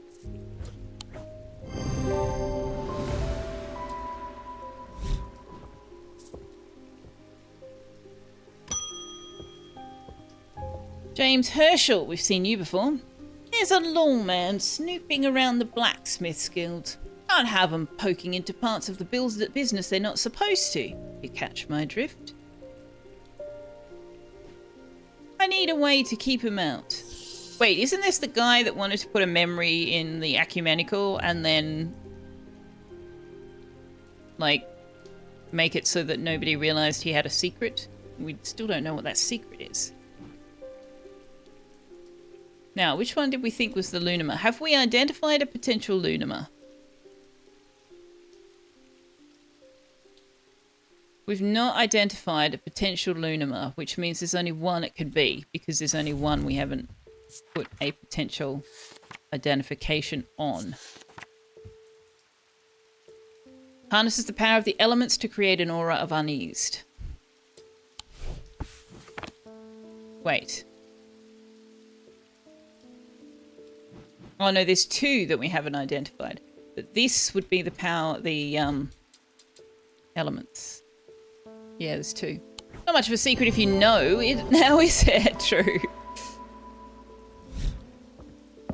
Okay, so that's that. This is the other one that we don't have any potential identification for. Although, having said that, what have we got unidentified?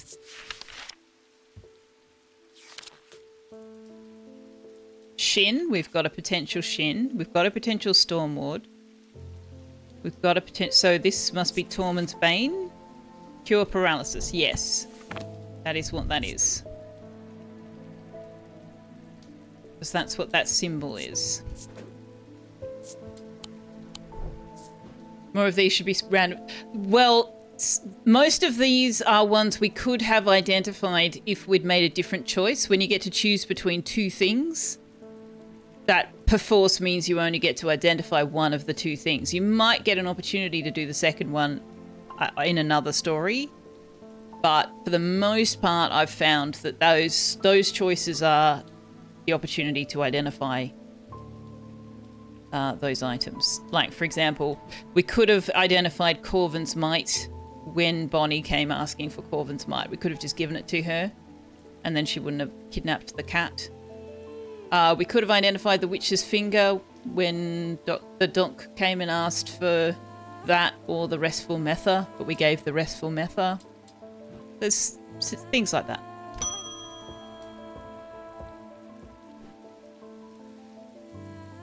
No, some items were never asked about, true. My brother captains a small fishing vessel in Havrig. There was a big storm last month and 2 boats never came home. I remember what the old sailors used to carry. Tokens, things to keep the sea calm, or at least keep you afloat. I want to give him something like that, just in case.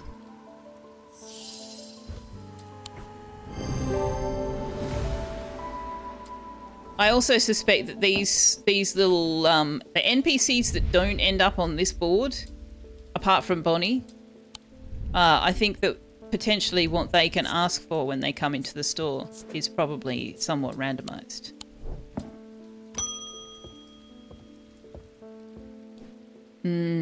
Oh, this is the Ossic, the snake guy. Okay. Oh, Tormund's paralysis, right. Oh, right, can be rolled, of course. The spinny thing, it says it can be rolled across the tongue as a moving part, yeah. Finally! I thought I'd be silent forever. I've been studying the eye and trying to give a voice to the markings on the stones. Okay. Next thing I knew, I couldn't speak. It's been a dreadful few weeks.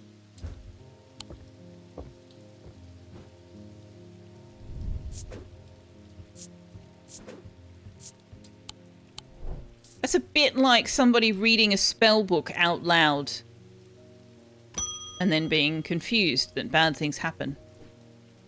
I am full of righteous anger. I won't be taken advantage of anymore. It's time to fight back against my tormentor.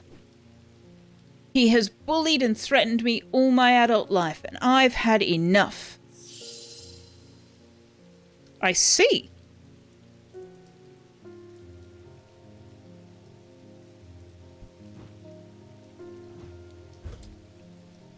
A gun? No. I'm able to use the resonant compass to confirm that this is a resonant object. Oh, I did not do that at all. Closer inspection reveals the scent that I am expecting. Yes, it does, in fact, confirm that.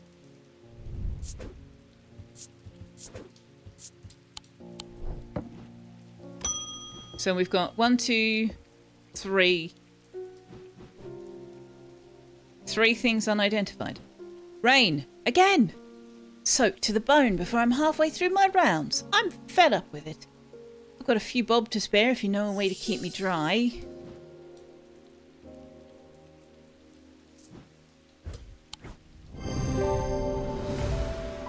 I just got the achievement Ascended Thaumaturge, identify all the items, which is interesting because I have not actually done the heart chamber. Although I suppose I've done the Light of Porkin by virtue of the ritual, but when did we get the heart chamber?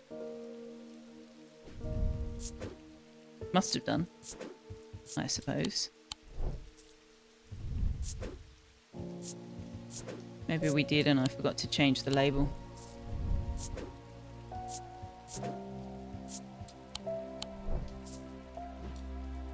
Bye, Jupiter!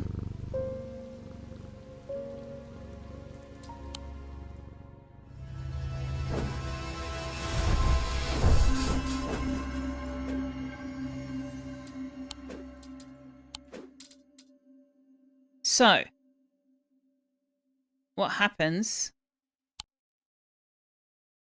if we choose to open the casket?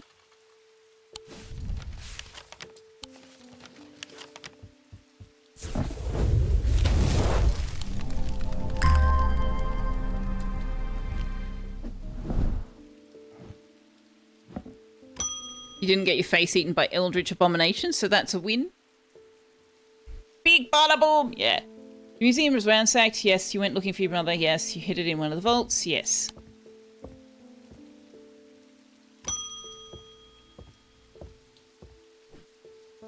The lake's turned back. The mail won't deliver itself. Fear in autumn, rising in winter.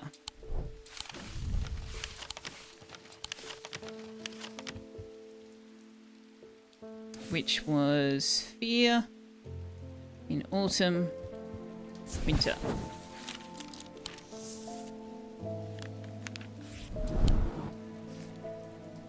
Evening, Romnipotent. How you be?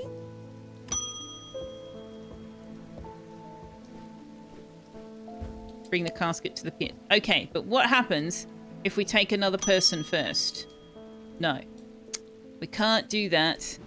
We can't. So the priest never came. Why didn't the priest come? She told us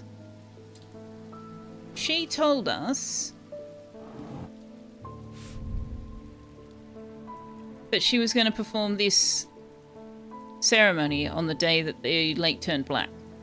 So surely she should be coming here to ask us for this, right?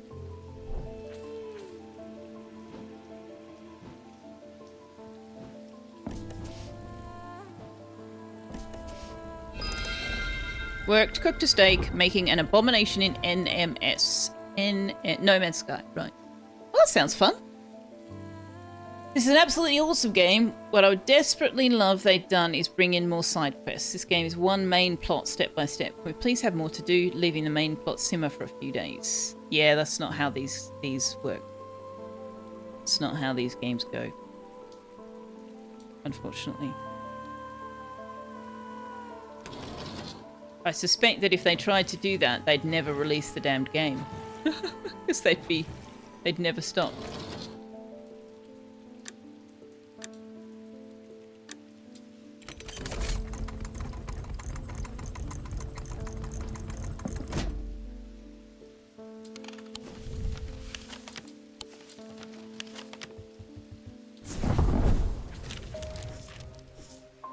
All right.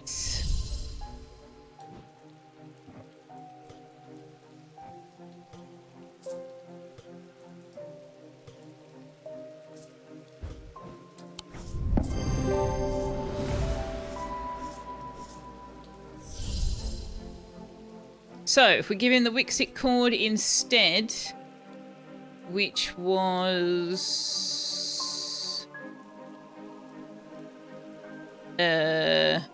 this. What's gonna happen now, chat?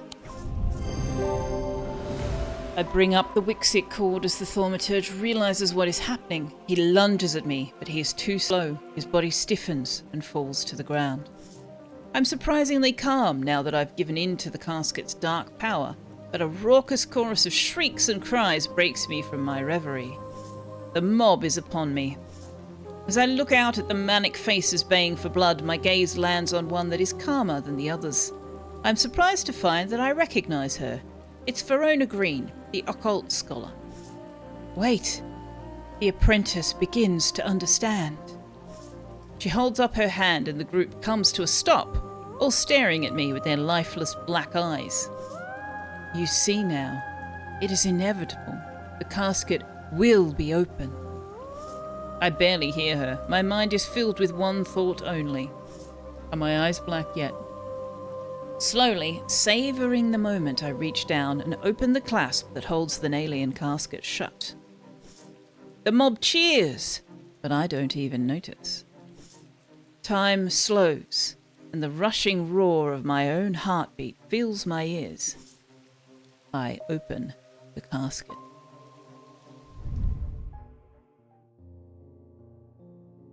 Dark power flows through me. The rhythms and worries of my former life are meaningless to me now. It's hard to remember even what they were.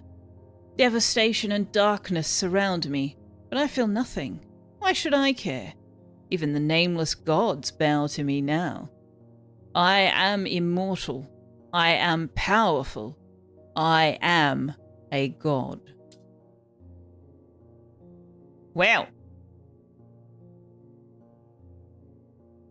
I didn't get an achievement for that, so presumably reloading the save doesn't get you anywhere. Eli White is cursed, Verona's cursed, Rebecca's cursed, Barton Potter is cursed. Edmund Bishop is alive. He read the signs and fled before catastrophe struck. Francesca Robertson is alive. She survived the devastation after the casket was opened, but is a shell of her former self. Bonnie Robertson's still insane. Audrey Bell is deceased, failed to perform the sacrament, killed when the casket was opened. She never came to do the sacrament. I don't know what you have to do to make that eventuate. She sent us the note and everything, but then she never showed up. Jack Hungerford is insane. Thaddeus White is alive and ashamed of the part he played. Simone Green is alive, hiding out in the library. Jupiter's alive. He's resilient and resourceful, surviving and thriving. Your Eli died. Mine did as well. Yeah. Yeah. Everybody that was present at the time that I opened the casket was cursed, I think. Okay, we don't need to do an epilogue. Also, I am now a god. I am not going to run a storefront. Are you kidding? Did you not see the part where I became a god? Opening the casket is the best for Jupiter. Potentially. Potentially. Good cat. Good cat as well. Yes, exactly. Alright, so we've got almost 2 hours before end of stream. So do we want to do Mind Over Magic, Astroneer, or we could start a run of Strange Horticulture instead. I don't think I want to do another run of Strange Antiquities, because even if we do sort of rush through it, it will still take several days. I just finished the rerun of the day. Yeah, I didn't... Yeah. Mind Over Strange Astroneer.